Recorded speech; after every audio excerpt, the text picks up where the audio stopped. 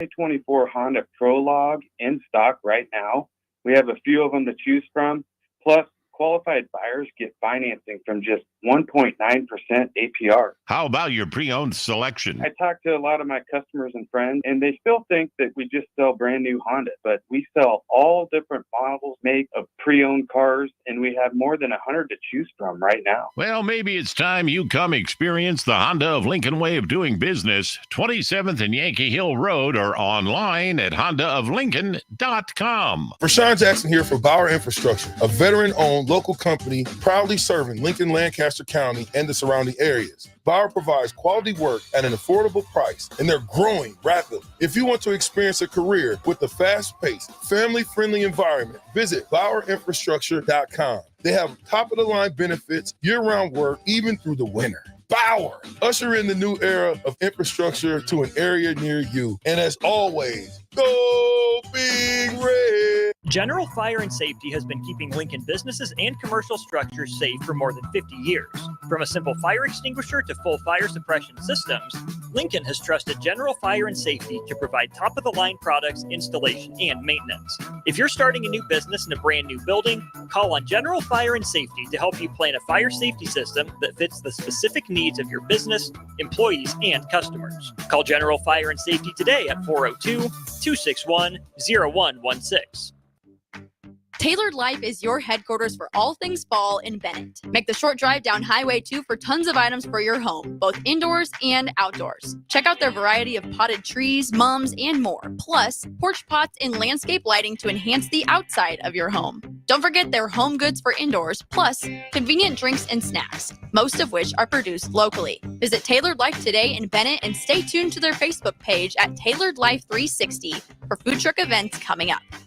Hi, this is State Senator Carolyn Bosson. Education is a cornerstone for strong, vibrant communities. I voted for the largest investment in education in Nebraska history. As a state senator, wife, and mom, I believe Nebraska is a great place to work and raise a family. My husband Reggie and I are local family business owners and understand the valuable role of education in growing our community. This is Carolyn Bosson, and I will continue to support education in the legislature. Vote Carolyn Bosson on November 5th. Paid for by Bosson for Legislature. Tune in to 93.7 The Ticket as soon as the clock hits 0 for the Jay Foreman postgame show. Listen to expert analysis from the Husker Hall of Famer, an 8-year NFL veteran, for 90 minutes after the game. The Jay Foreman postgame show, sponsored by Anderson Ford, Tanner's Bar and Grill, Tavern 180, Elway Power Sports of Lincoln, Vinnie Kreekak of State Farm Insurance, and Action Plumbing, Heating, AC, and Electrical on 93.7 The Ticket and theticketfm.com. This is On the Block with Strick and Austin. Nebraska Basketball Hall of Famer and 9-year NBA vet, Eric Strickland. Strickland for three! And you're going to go out of here as the Big 8 tournament champion. Middle school basketball coaching legend and Duke basketball shooting coach in his mind, Austin Orman. Coming at you live from the heart of Lincoln, America. On air and online at theticketfm.com. Presented by NIPCO. This is On the Block with Strick and Austin. Welcome in. It's a hump day here on the show. Austin Norman, Eric Strickland with you for the next couple hours. We call this show On the Block. That's where you're at. You're our blockheads. You're hanging out with us. It's a term of endearment. You're not knuckleheads. You're not dense. You're blockheads. We're filling that head with knowledge. How you feeling today, Stricky? Yeah, good. The ticket is the ticket. They tried to get me with the ticket. Operative word being tried. But, Stricky was and on it's not point us. today. It's not us. Remember, It's not us. No. It's them, they tried to get me. haters. They tried to get me. But it did not work. And that's the thing about life. Many times in life, Austin, there are things that are going to come against you. I mean, there's all types of things. There's bullies. There's just life itself. There's bad supervisors, bad managers. There's people that are always trying to provoke you in some form or way. Not always, but sometimes that'll happen. I mean, even when you go to a game on the road or something, there's just things that'll try.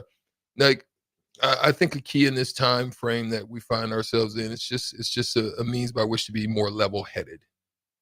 So, if you're a blockhead, You fill yourself with knowledge. You fill yourself with understanding. Like we try to look at. I think one thing that's pretty cool about us, Austin.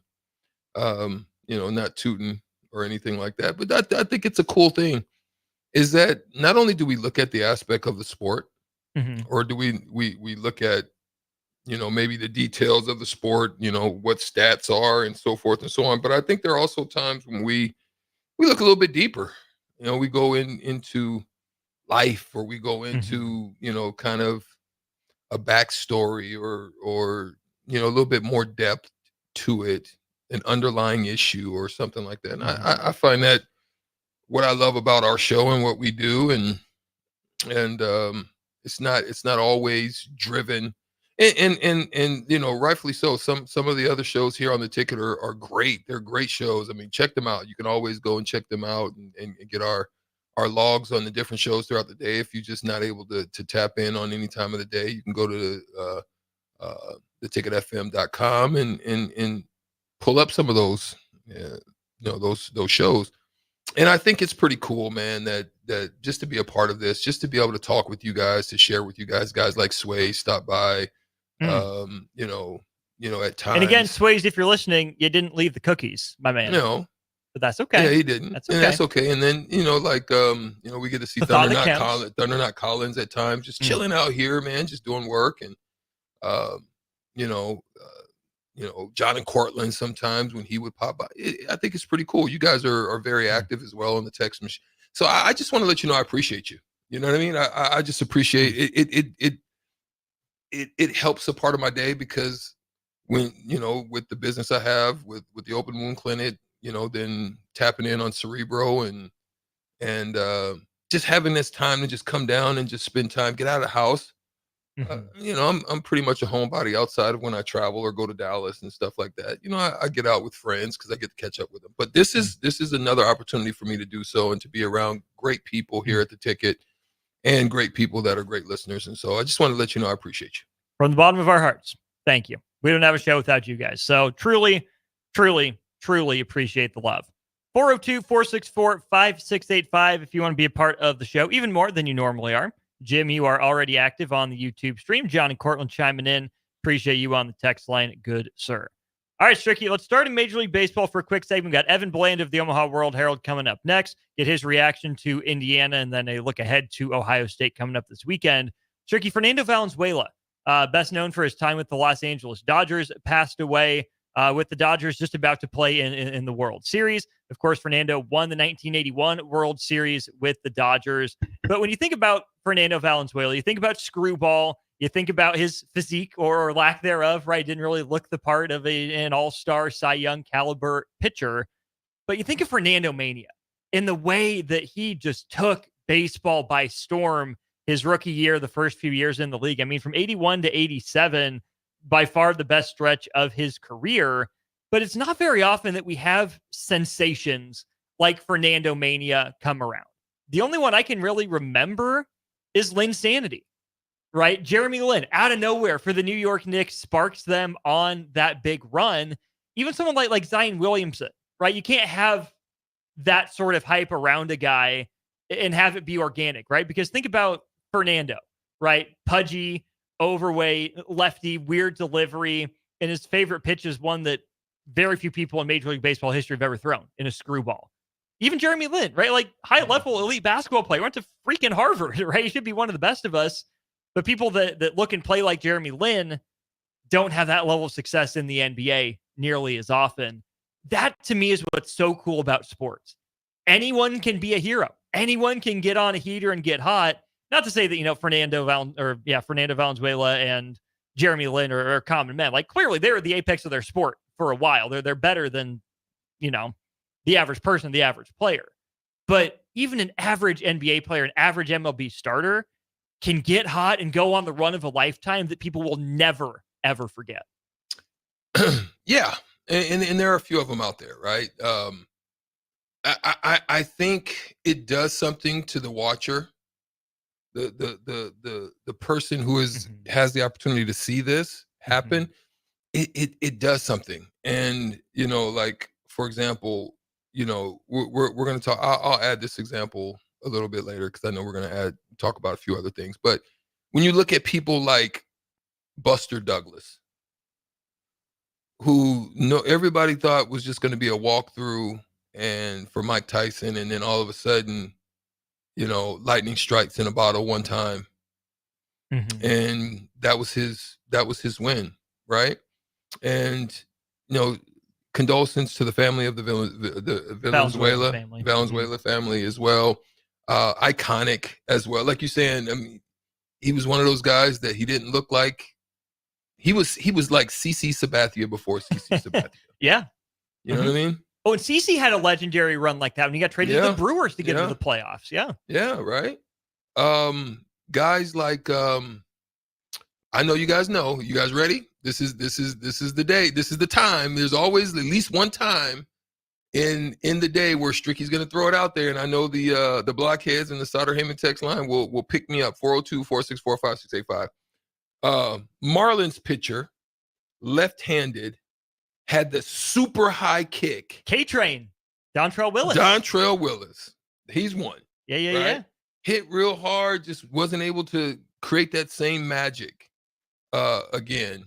And then for me, when I talk about, sports, you got to talk about another one. Like, for example, we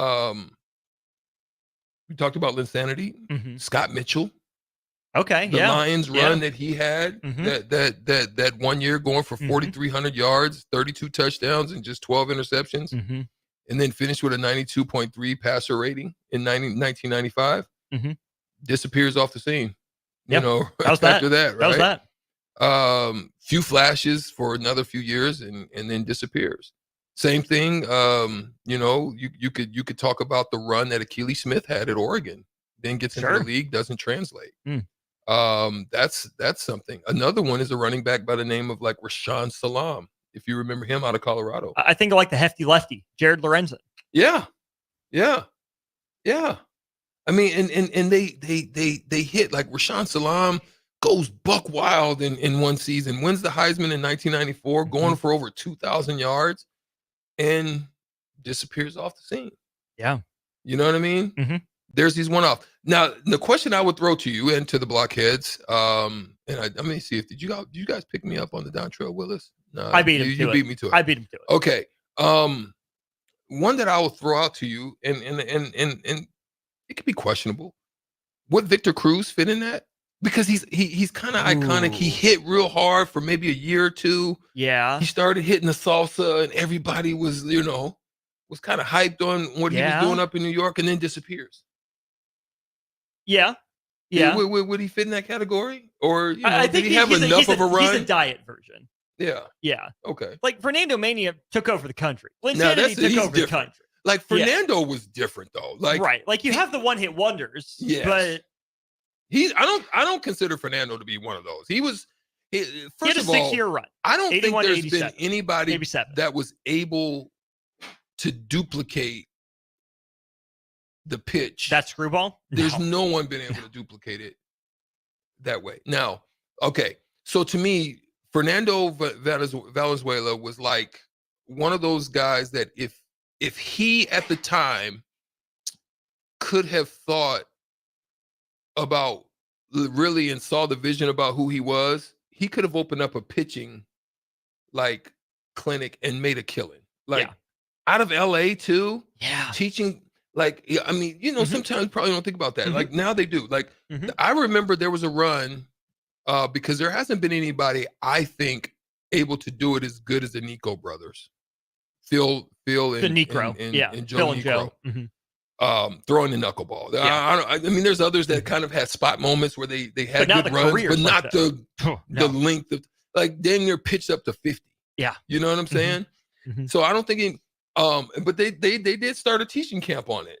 And it's just one of those things that, if you're not able to keep that thing dancing and down, it's bye-bye. You know what I mean? Yeah. And then the fact that you needed some of them needed specific catchers, Austin, to catch them. Yeah. Because otherwise your pass balls, guys that are at first base end up at third. Yeah. Maybe scoring on the pass ball because got to be special to catch that thing, kind of understand how it's drifting and when it's diving and when it's rising and going out. Yeah. So anyway, those are a few names that I throw. I got more, but I'm going to let you tap. Yeah, we got some from the text line here. Jordan P says Connie Hawkins, Rookie of the Year, MVP and a title. He also says Orlando Hernandez potentially, and Wes Unseld are there. Cubsker, appreciate you as always. Good sir, throws out a couple. Jake Arrieta in Baltimore got traded from there to the Cubs, came out and had one of the best seasons for a pitcher in baseball history. Yeah, Arrieta's up there. How about this, Strick? Would Odell Beckham Jr. count? Made the crazy catch, caught fire, then just hasn't done anything because he couldn't stay healthy. Odell was doing some historic stuff, like in terms of a rate stat basis, but then the injuries. Yeah.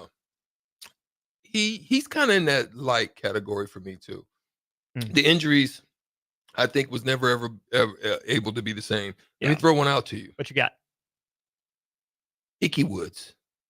Ooh, Icky Shuffle. Doing all of the commercials, Icky Shuffle, just a huge, big. Get your cold cuts. You know what I mean? Like, just a big hit at one time and then just wasn't able to duplicate it anymore. Right. It's such an interesting line to draw. Thunderknock Collins, again, appreciate you. It says Taylor Martinez for Nebraska. Does that fit? To me, the Nebraska example I would go to, Strick, would be Casey. Like, that got national attention, the way he played, did it in big moments, right? I mean, Fernando, lefty again, right? Fernando, Cy Young and Rookie of the Year the same year, World Series same year as well, swept the nation, right? Casey was getting some national praise. But I think it's different in college because even in the day and age where you can have a red shirt, you can have a free transfer, and you can stick around for 6-7 years sometimes, to me, it's harder to have these sensations in college just because the nature of the game is so transient, right? Fernando, could have stuck with the Dodgers his whole career. Didn't, obviously. Jeremy Lin, what made it so special is that he wasn't with the Knicks his whole career, but that he did it in New York, the way he did it in that market. So to me, Brady Anderson is one that Jordan P throws out. Maybe, but I do think it has to be a big enough market as well. Because I'm sure there are guys that do these cool things in smaller markets all the time, but Fernando coming from Mexico, looking the way he did, and he ignited that Mexican-American community in Los Angeles, right? He connected with a different portion of that fan base. Same to Jeremy Lin, right? In New York, Chinatown, everything going on there, that ignited a section of the sports fan populace that isn't normally engaged. And I think there's something to be said for that aspect of it as well. I agree. And if you're going to be talking New York, then you've got to throw this guy into the mix. And that person is David Tyree. Yeah, sure. Huge catch, Super Bowl moment, probably forever be remembered, but that was it. Yeah. That's really, and you don't even look at stats with David Tyree. You just look at the catch. Yeah. Right. Yeah. That was one. There was another one when you're talking about an inspiration to a nation, a country, a people, in a sport that is very unusual for, someone to raise to this level, to that level. And it's a guy by the name of Michael Chang. You remember Michael Chang? At 17, Michael Chang at the age of 17, young Chinese American, comes on the scene, wins in 1989 the French Open, and everybody thought he was, going to be the next Andre Agassi type, or just somebody to emerge on the scene at a top level. He did perform well because he did go on to win 34 titles in his career, which is pretty solid. But winning the titles in the smaller titles, he never again lifted another major title. So to me, that's that one hit where you hit the scene. Is Naomi Osaka That's there? what I was about to say. Do you throw her in the category? She's so young, you can't say that yet. Right. You see the talent. There's all sorts of stuff going on off the court. You don't want her to fall into that category, but you worry that's the path that she's on right now. Yeah, I definitely, I think that's definitely one. Do you throw someone like, since you're a super baseball fan, Do you throw somebody in there like Shane Spencer? Now Shane Spencer was with the he had 10 home runs in a September. One was in the ALDS against the Rangers, and he ended up in 1998 winning in his rookie season with the Yankees. Had a good little run. And to me, that's Austin Crosgierish. You know what I'm saying? Like, you happen to do it just in a memorable time frame, whether it be in the playoffs or whatever the case may be. Yeah. And you have just these quick moments, very similar to what Jerome James did when he was with the Knicks, and then he ends up going on to get when he was playing with the Supersonics. And I remember playing against him. Had a great season, averaged almost 13 and 7. Played in 11 games, and only 11 games he played in, ends up with a $30 million contract with the Knicks, which the Knicks were doing Dumbo stuff because the Knicks paid him. The Knicks paid Eddie Curry. It's like that was the time when the Knicks was just throwing money around and didn't give a dang. But he ends up in his career at 4.3 points, 3.1 rebounds a game. That's a steal. I got a baseball one too. Yasiel Puig. Oh, wow. He did hit the scene. How about that? Yeah. Yo, he did. He did hit it. Like everybody was looking real swole, big, strong. Yeah. All that stuff. And disappeared. Yeah. Yeah, those are good ones. Who else you guys got out there? What else you guys talking about?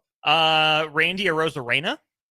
Now you're gonna have to tell me about that one. Potentially. You're gonna have to tell me about helped that one. spark the Rays in the playoffs a couple years ago.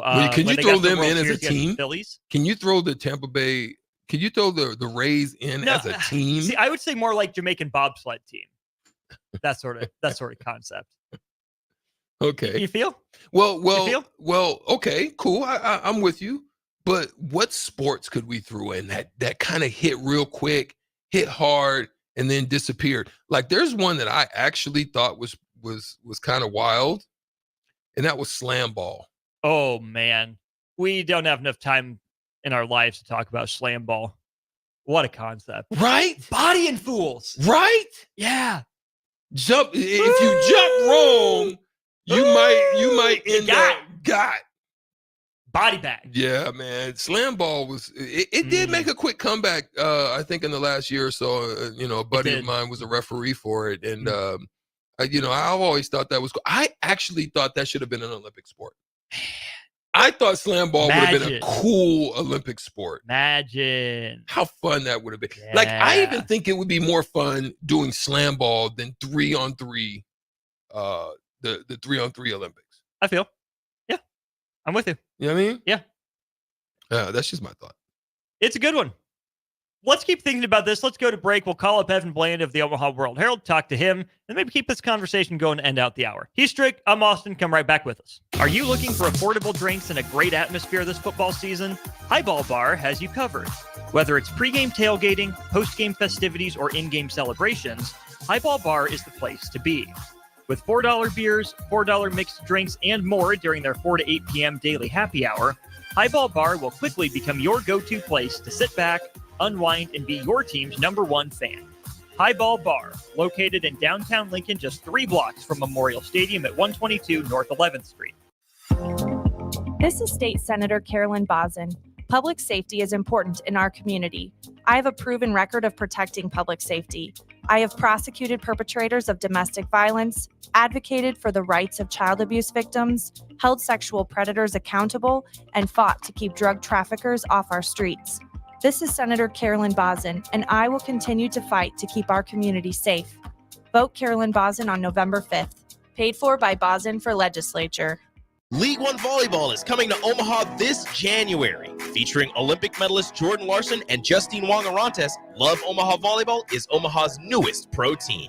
The inaugural season will showcase some of the world's best volleyball players, from medalists to NCAA champions and international superstars, with the action kicking off on January 24th at the Liberty First Credit Union Arena. Visit lovb.com for more information and to purchase tickets. Volleyball is the next major league. Tailored Life is your headquarters for all things fall in Bennett. Make the short drive down Highway 2 for tons of items for your home, both indoors and outdoors. Check out their variety of potted trees, mums, and more. Plus, porch pots and landscape lighting to enhance the outside of your home. Don't forget their home goods for indoors, plus convenient drinks and snacks, most of which are produced locally. Visit Tailored Life today in Bennett and stay tuned to their Facebook page at Tailored Life 360 for food truck events coming up. 93.7 The Ticket, Fox, KFXL weather. Sponsored by John Henry's Plumbing, Heating, and Air Conditioning. The Lincoln forecast for today, we'll see a slight chance of showers this morning. Otherwise, decreasing clouds throughout the day. An afternoon high around 67. Tonight, mostly clear skies with a low around 46. Tomorrow, we'll see mostly sunny skies return. It'll be breezy with a high around 81. I'm meteorologist Kyle Flecker from 93.7 The Ticket and theticketfm.com. General Fire and Safety has been keeping Lincoln businesses and commercial structures safe for more than 50 years. From a simple fire extinguisher to full fire suppression systems, Lincoln has trusted General Fire and Safety to provide top-of-the-line products, installation, and maintenance. If you're starting a new business in a brand new building, call on General Fire and Safety to help you plan a fire safety system that fits the specific needs of your business, employees, and customers. Call General Fire and Safety today at 402-261-0116. Automotive Solutions is Lincoln's one-stop shop for all your vehicle needs, from vinyl wraps to engine repair and maintenance. Automotive Solutions offers fleet services as well as painting and graphic design for vinyl applications, plus installation of vinyl for boats, trucks, cars, and anything else you want wrapped. Perfection is their standard, and they never settle for less. Call today at 531-249-5600 or go to automotivesolutionslincoln.com to learn more. That's Automotive Solutions, 2024 Southwest 5th Street in Lincoln. Hey everyone, Lance here with Black Label. We specialize in creating custom crafted decks, pergolas, patio covers, and more. Plus, our retractable screens, gazebos, and patio enclosures create the ultimate outdoor retreat. With over 50 years of combined experience, we're not just builders, we're creators of unforgettable memories. Call them today at 402-730-6333 or visit blacklabelbuilt.com for a free consultation. Let's turn your backyard dreams into reality. Black Label Built, built to serve, built to last. Now back to On the Block with Strick and Austin on 93.7 The Ticket and theticketfm.com. Welcome back. This is On the Block. I'm Austin. He's Strick. We're headed to our VIP line brought to you by Aloe Fiber, where they understand the importance of exceptional service with local heart. We welcome in Evan Bland of the Omaha World Herald. Evan, starting to feel like fall. How about that? Leaves are changing, man. It's a beautiful time of year for sure.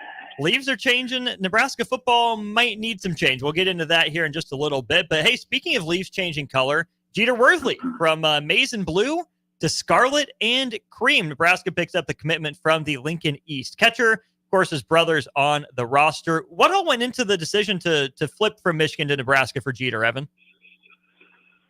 Well, a lot of it was just seeing what his older brother did. I mean, seeing Jalen Worthley for 2 years turn into a high leverage Nebraska. Right now, he could be a starter next season for them. And so what Jeter said was, man, what better recruiting pitch is there than to see a guy that you've grown up with, that you look up to, growing as a person and as a player. And so that's what he saw in his brother at Nebraska to be a part of.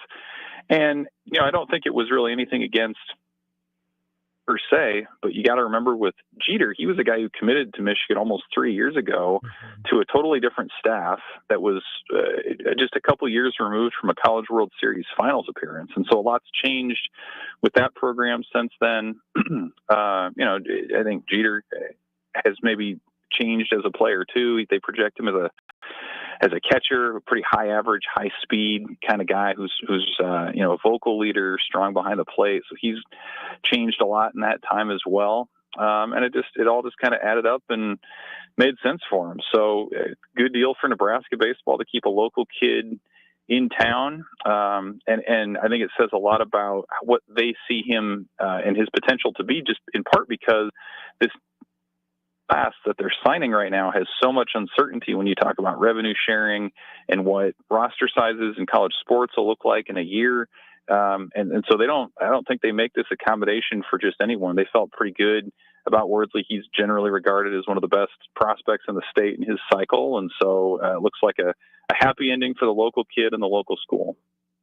He's not the only in-state player in that recruiting class, nor the only Lincoln East product on that team. The first one to join Nebraska, Joey Senstock. What's the role for Joey Senstock when he gets to campus?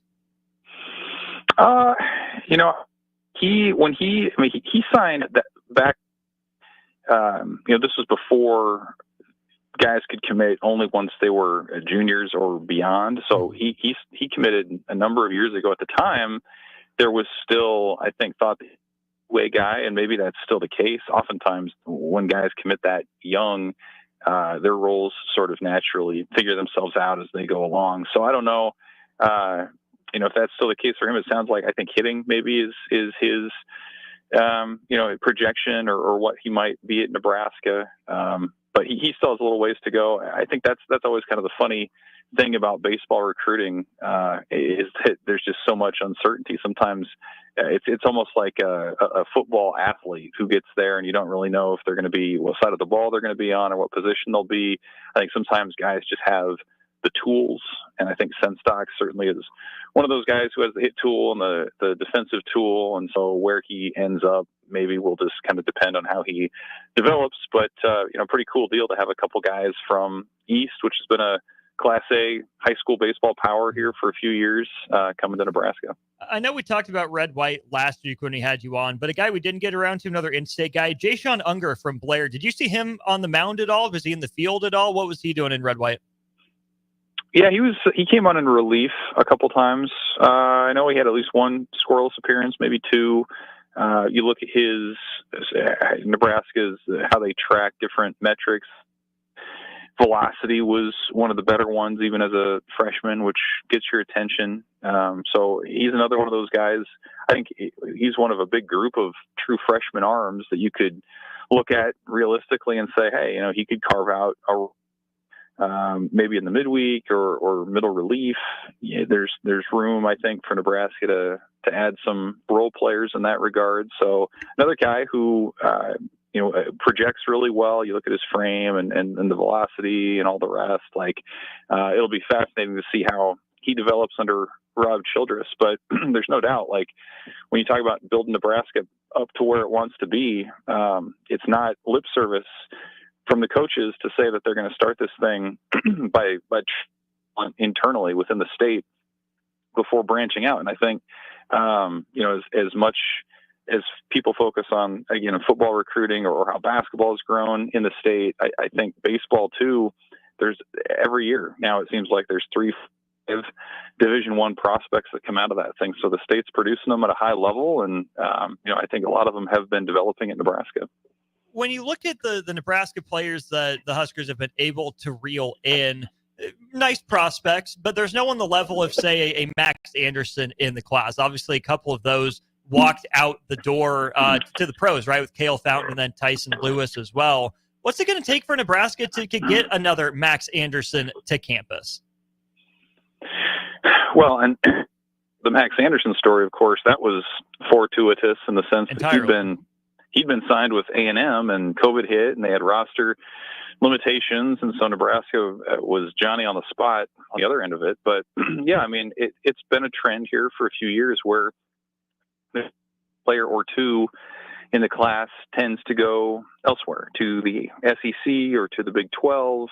And again, Nebraska's done a pretty good job of landing a lot of the guys who, maybe would finish in kind of that next tier below that and developing them. But that's an area certainly where Nebraska can continue to grow. And, sometimes there's just not much you can do. If a guy wants to play in a warm weather school, in a place where you can play a bunch of home games in February and have a chance at the College World Series, so be it. That's just kind of how it goes. But I do think Nebraska's relatively competitive in the NIL space.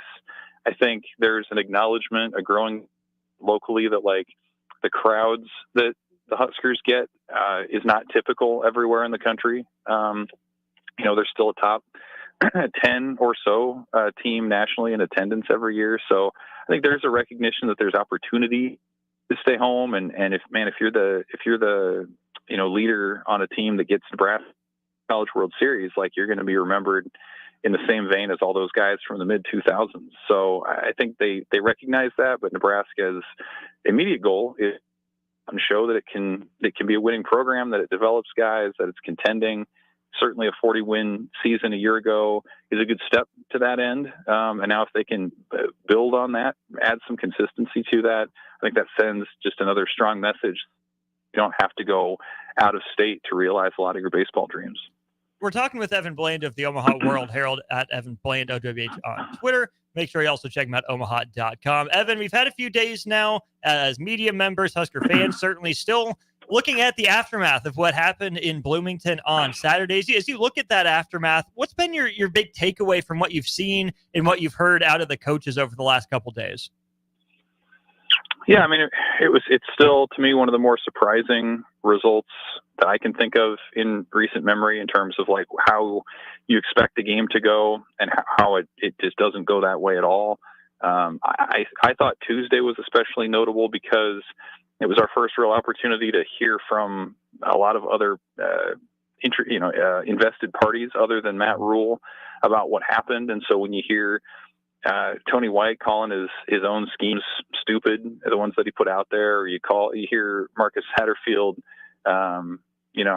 saying that he needs to recommit to the run. Like, those are big picture reflection kind of things that don't happen when you lose a one-score game. I think that those aren't even maybe reflections that you have if you got blown up by a team like Ohio State, but they got exposed against an Indiana team that maybe not everybody believed in.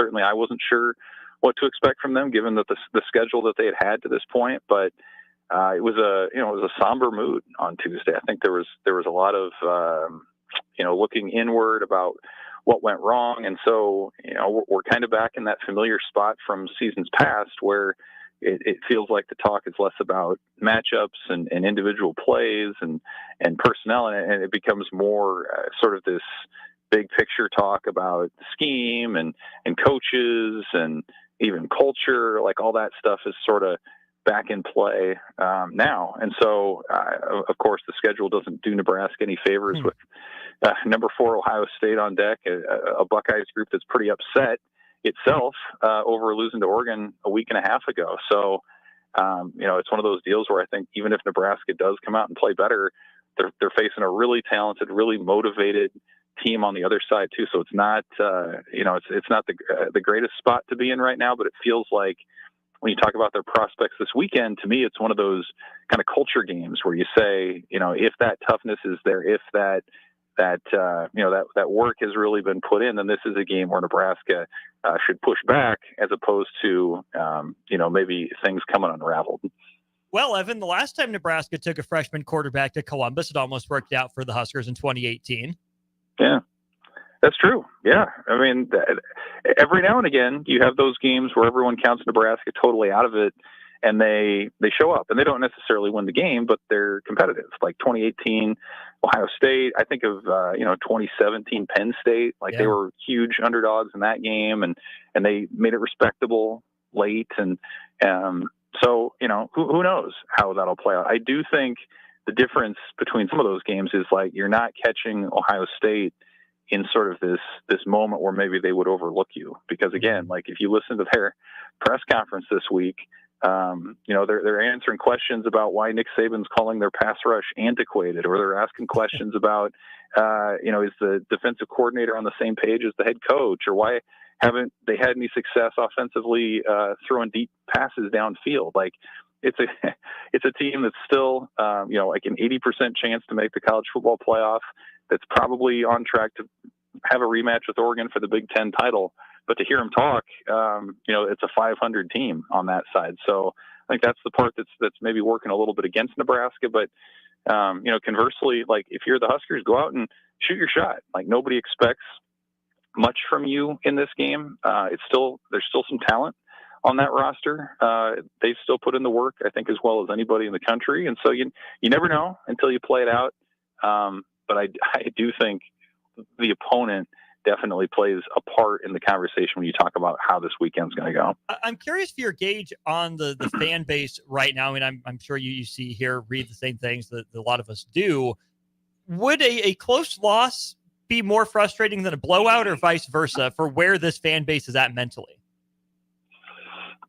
No, I don't. I think one of the top priorities needs to be keep this thing somewhat respectable, quite honestly, because to me, it's not about this game as much as it is about the rest of them. Like, I think if you come out and you're competitive and you're true to what you do and you lose by, 25 points, 28 points, like, I think anyone who would look at that score would say, okay, that's probably about right. If it's another 62-3 kind of deal, I think that's when you look at it and say, whoa, the wheels are coming off here. There's something more at a systemic level that's not going right. And if you lose by that kind of a margin, I think that really puts a lot of the pressure on those remaining 4 games. I mean, that UCLA game then becomes a must-win kind of game when you talk about the goals that the Huskers have in front of them. Kind of would remind me of Maryland last year, that game at home where you just feel like this needs to be the moment that you take advantage of. So I think if Nebraska plays well and they lose by a few touchdowns, you go into that UCLA game and you feel pretty good about your chances to be competitive and lean on your defense and win a low-scoring defensive battle kind of game. And then everything's in play for that last quarter of the season. But if you lose big, again, I think all the self-reflection and glumness that's been around the program this past week is only going to get worse with some of these other games coming up. What would make you more optimistic for the way Nebraska would end this season and then go into next season? Let's say it is a few touchdown loss. Would you feel better about the direction of the program if it's 42-21 or like 31-10? I don't know that it necessarily matters to me. I think I think it'll be the latter. I think Nebraska is going to have a hard time scoring. Certainly, they have their own issues running the ball and being explosive in the pass game too. But I mean, Ohio State, what they've done defensively has been among the most impressive things in the country. And yeah, they didn't go to Oregon and shut down the Ducks, but who does? So I think it's probably going to be a lower scoring game. This to me is a game, again, that's at least locally not going to be judged by whether they win or lose, but like, what do they look like?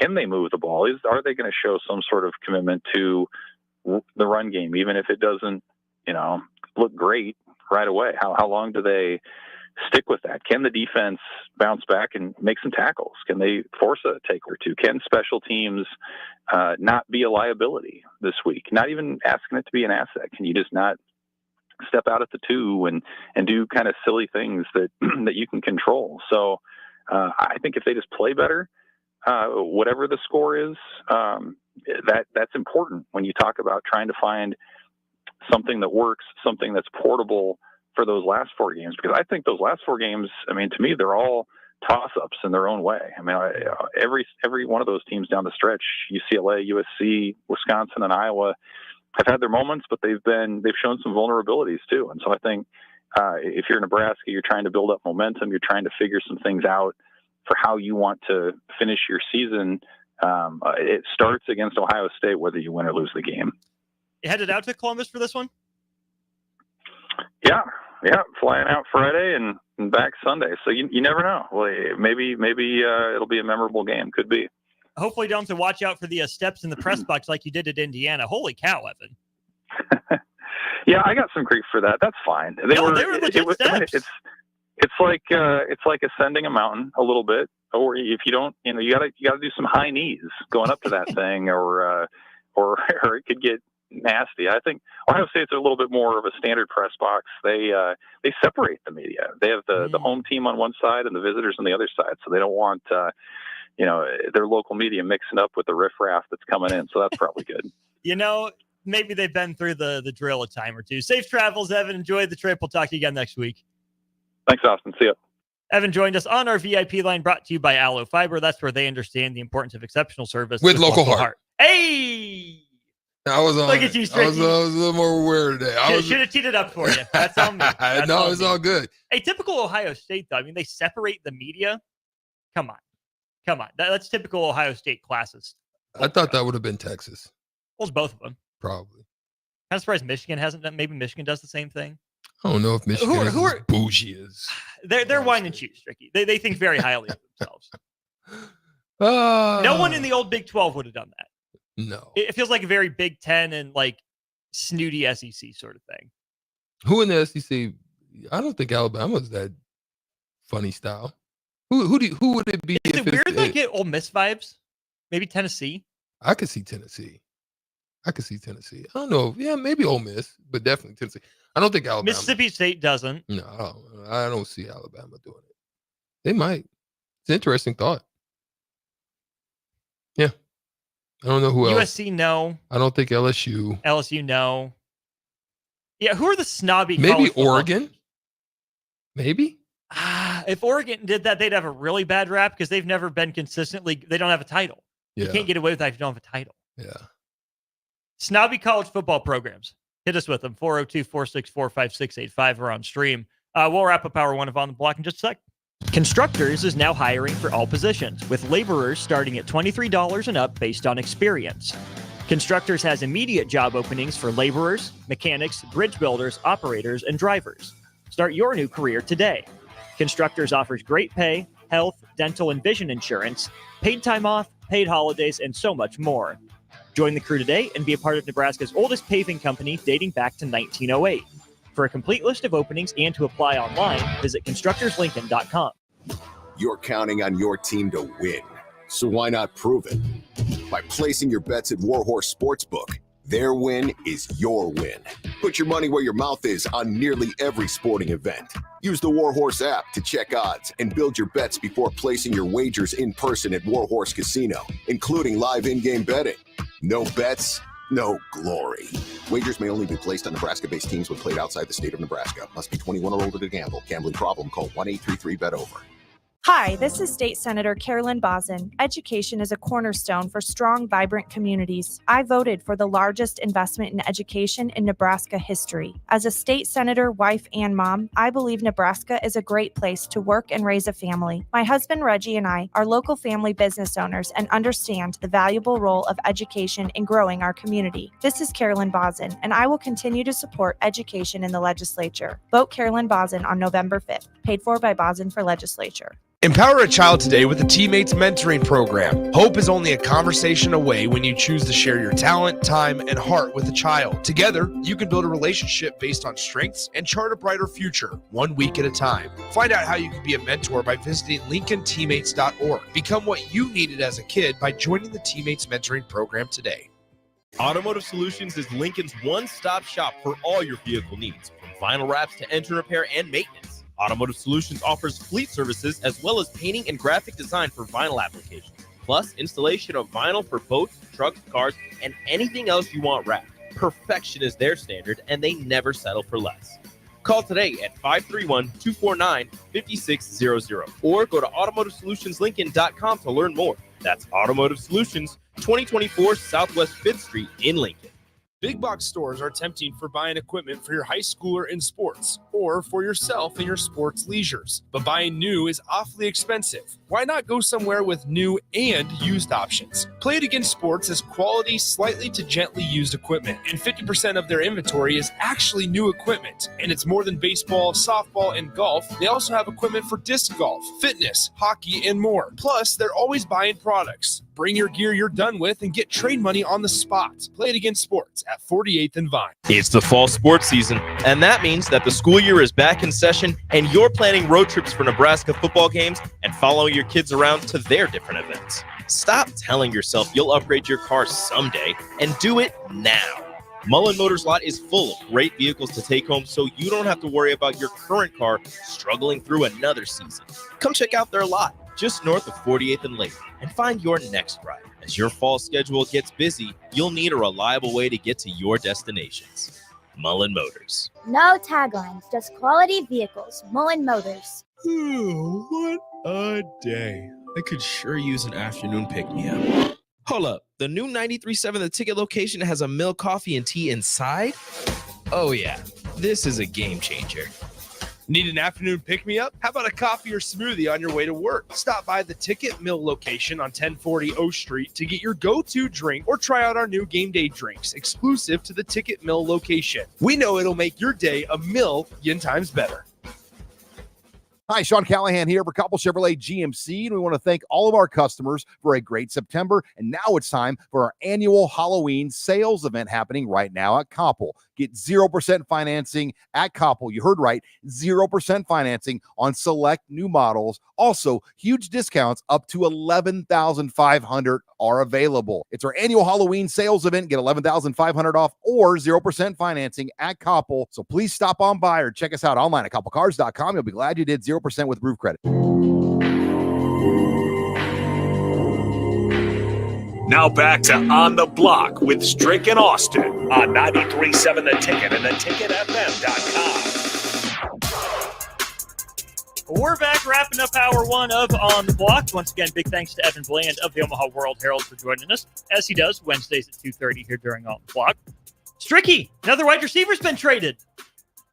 DeAndre Hopkins? Nuke from Tennessee to Kansas City. Wow. He goes from playing with Will Levis to playing with the league leader in interceptions thrown. Wow. How about that? Interesting. It's an interesting thought. I think about what DeAndre Hopkins' potential is. Obviously, he's older now. Mm-hmm. Let's just be honest. He's older now. His time could be past, but still, could he be effective? I think so. And here's the thing. I think Kansas City has come to the realization that they'll understand from week to week where things are maybe could be enhanced better. Guys maybe are not whom they hoped or thought they could be. And if we can interject just something into the mix. I mean, they were able to get something out of Juju Smith-Schuster, and he's not who he should have been. You think he would, but maybe he's TikTok famous now, so maybe he's cool. But obviously DeAndre Hopkins is not whom he was. And do you know the details on the monetary situation? So I believe he has $8 million on his contract remaining, and the Titans will pay $2.5 million of that. There you go. So there's why it can make sense to do that. They're dumping in some way. And Kansas City has a need. Mm-hmm. They had a need at that position. They really don't have a definitive one. Can you tell me who it is? No.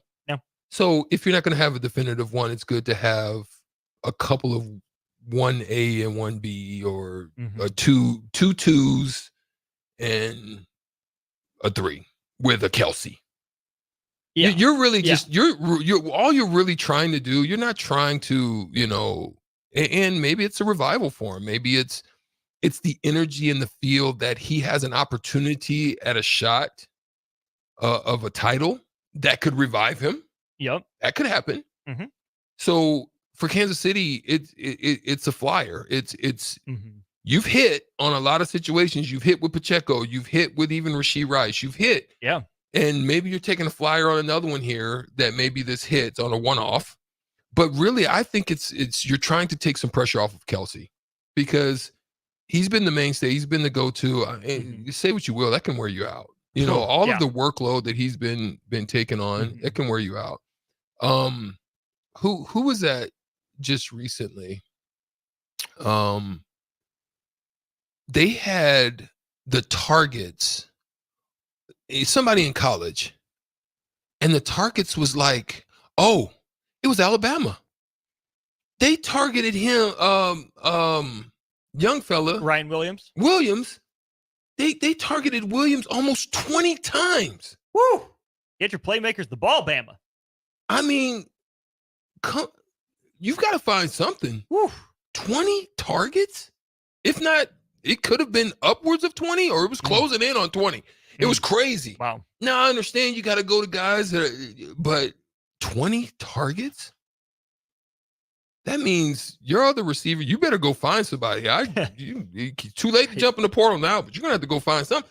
Now, so here's the craziness about that. the guys that you had, you didn't expect him to show up. You were, not this early.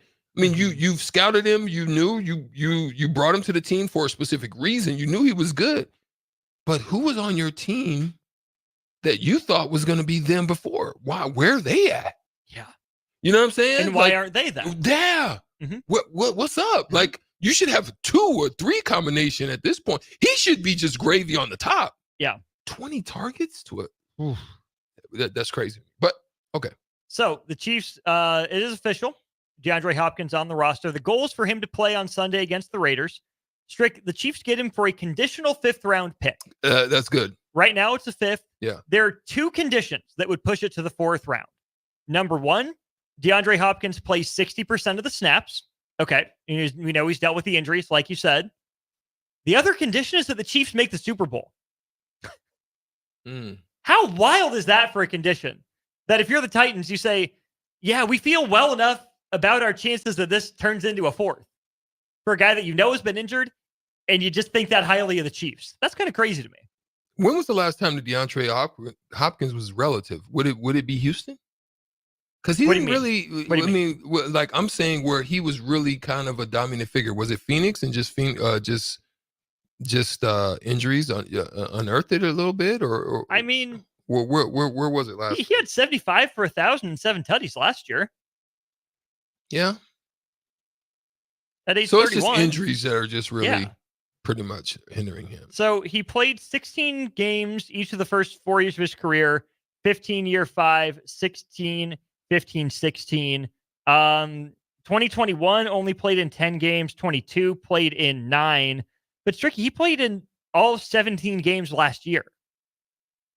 And then he's played in 6 games, all 6 games so far this year. So really it's just 2 years in there that he's been injured. Otherwise, he's been pretty consistent, steady, dependable. Yeah, I don't know. But again, I think it's a flyer. I think it's a chance. I mean, it's a low risk thing. I think for them. I mean, for Kansas City. I mean, when you had to do it, when you're that good, you don't ever want to have to give up too many draft picks, because when your salary is busting at the seams at some of your best players, Jones and Mahomes and Kelsey kind of took a little, he took a little Jalen Brunson method. Yeah. And, wanted to be successful, felt that was enough. But when you've got guys like that on your squad, you really want your draft, because you want to be able to add that young, next group, and you get that 4 or 5 year window. But giving up a 4th, because you probably feel you're still knocking at the door of a championship. So yeah, it's a low risk, I think, to me, and a potential high reward because of his capabilities. I mean, if he's not actually an ultimate focal point, I think DeAndre Hopkins is still dangerous. Oh yeah. Well, they're not going to rely on him for 7 to 10 catches per game. He'll have a big game here or there. Yeah. But Strick, he's that.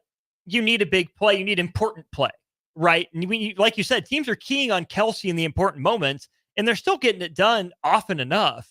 But now you have a guy outside to go to an important moment who's been there and made big catches before. Yeah. Yeah.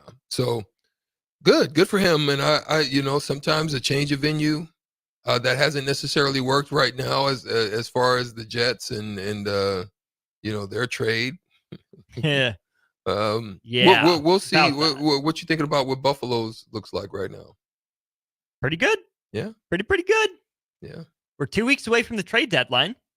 Who should make moves? Who should stand pat? We'll talk about that when we get back to On the Block. This is Lincoln's home for sports talk on the FM dial. Also online at theticketfm.com. On the internet. KNTK FM Firth, 93.7 The Ticket.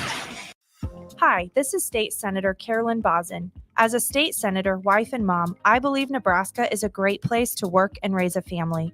My husband Reggie and I are local family business owners and proud to be involved in our community. Property tax relief is important to every family. Last year, I voted for the largest property tax relief package in Nebraska history, and I will continue to advocate for property tax relief. Vote Carolyn Bosden on November 5th. Paid for by Bosin for Legislature. Problems in both of my ankles, but thanks to a thorough and thought out plan provided by Advanced Medical Imaging, I was able to get my life back with the least amount of pain as possible. While working through multiple options, the team of physicians at Advanced Medical Imaging were there to answer any questions I had. If you're experiencing any pain at all and want to get your life back, go to amimaging.com or give them a call at 402-484-6677. Advanced Medical Imaging, located at 7601 Pioneers Boulevard. When you were a kid, clubs were cool. Robotics club and space club and stuff like that. But what do adults get? Book clubs and quilting clubs? Nah, forget that. How about margarita clubs and old-fashioned clubs? Get to Upside Bar and Lounge for the best clubs in town. Try all 10 varieties of Upside margaritas or old-fashions and take home a free souvenir glass. Grab the whole crew and pair it with taco night on Mondays or whiskey Wednesdays. Upside Bar and Lounge at 29th and Pine Lake. It's the best time of the year to order a new John Deere self-propelled windrower from Landmark Implement during the early order program. Hay harvest is a race against time. Order a new John Deere self-propelled windrower to harvest your hay quickly and efficiently while promoting quick dry down for quality hay. Now is the time to lock in the best price of the year. Contact your local Landmark location for full details on a new self-propelled windrower and experience the Landmark difference. Time for a new heating and cooling system? Get the options, brand, and efficiency that best fits your family and your home. Call Bryant Air Conditioning, Heating, Electrical, and Plumbing. Over 75% of the patients that come to Limitless Male have been told over and over again by their primary care providers that their testosterone level is fine. Guess what? If you have all the symptoms of low testosterone, you're not fine. Come get a second opinion at Limitless Male. We have helped tens of thousands of men feel optimal again, and we can help you. Stop waiting. Come see the men's health experts. Book your free consult online at limitlessmale.com. Are you a skilled mechanic looking for your next big opportunity? Constructors is hiring. We're looking for experienced mechanics to join our family-owned team. We offer competitive wages, great benefits, brand new service trucks, OEM-level diagnostic software, and career growth opportunities. Positions include lead and A-level mechanics for our shop and multiple field technicians. If you're driven and ready to grow with a company that's been around since 1908, apply today at constructorslincoln.com. With the Planet Fitness Black Card, you don't just get a great workout, you get a great perk out because your membership is packed with perks. For $1 down and $24.99 a month, you'll get perks like access to any of our 2,400 clean and spacious locations. Bring a friend anytime and both work out with tons of equipment that'll give you that big fitness energy. Relax in the Black Card spa and more. Work out and perk out with the PF Black Card. Join for just $1 down and $24.99 a month. Hurry, this deal ends soon. See Home Club for details. Hello, Charlie Stone here, and joining me is Andy Goodyear of Honda of Lincoln. Andy, I was noticing on your website you have more than 150 new 2024 and 2025 Hondas in stock right now. Yes, we do, Charlie. It's neat when you drive by and see all the cars on our lot, and we have most all models and all different colors available, and we even have more than hundreds on the way. We also have the all-new, all-electric 2024 Honda Prologue in stock right now. We have a few of them to choose from. Plus, qualified buyers get financing from just 1.9% APR. How about your pre-owned selection? I talk to a lot of my customers and friends, and they still think that we just sell brand new Honda, but we sell all different models, make of pre-owned cars, and we have more than 100 to choose from right now. Well, maybe it's time you come experience the Honda of Lincoln way of doing business, 27th and Yankee Hill Road, or online at hondaoflincoln.com. This is On the Block with Strick and Austin. Nebraska Basketball Hall of Famer and 9-year NBA vet, Eric Strickland. Strickland for three. And you're going to go out of here as the Big 8 tournament champion. Middle school basketball coaching legend and Duke basketball shooting coach in his mind, Austin Orman. Coming at you live from the heart of Lincoln, America. On air and online at theticketfm.com. Presented by NEBCO. This is On the Block with Strick and Austin. That it is. We are getting the trade machines fired up. He's Strick. I'm Austin. Welcome to it. As you heard not long ago, Nebco, looking to hire for constructors, lots of mechanic positions available for you. Also for Ready Mix Concrete, they're hiring CDL drivers, and they will help you get your CDL license. They'll pay for your training, all that good stuff. $2,500 hiring bonus, all sorts of good stuff going on. Check it all out at nebcoinc.com. 402-464-5685. We're doing thumbs up, thumbs down to these proposed trades in the NFL. Deadline will be on November 5th. Really big day, November 5th. You get the NFL trade deadline. You get the first college football playoff rankings released is what I was trying to say. Oh, and the presidential election, but that's not for us. So, all right, Stricky, let's dive right in here with maybe what would be probably the blockbuster of this cycle, right? Devontae Adams, pretty big, but he goes from the Raiders to the Jets. He reunites with his quarterback. We all kind of saw that one coming. Chiefs have been linked to DeAndre Hopkins for a while. They finally made it happen. Price was right for them. Okay, yep, whatever. Chiefs get their guy. A trade that is being proposed, not just by this outlet, but by a couple others, is the Los Angeles Rams trading Cooper Kupp to the San Francisco 49ers. Thumbs up or thumbs down, Stricky? I thumbs up that. That's danger. Well, I mean, thumbs up for who? Well, I thumbs up for definitely for San Francisco. Obviously, it's something that probably the Rams want to dump. You know, there hasn't been a lot of consistency as far as his playing due to injury.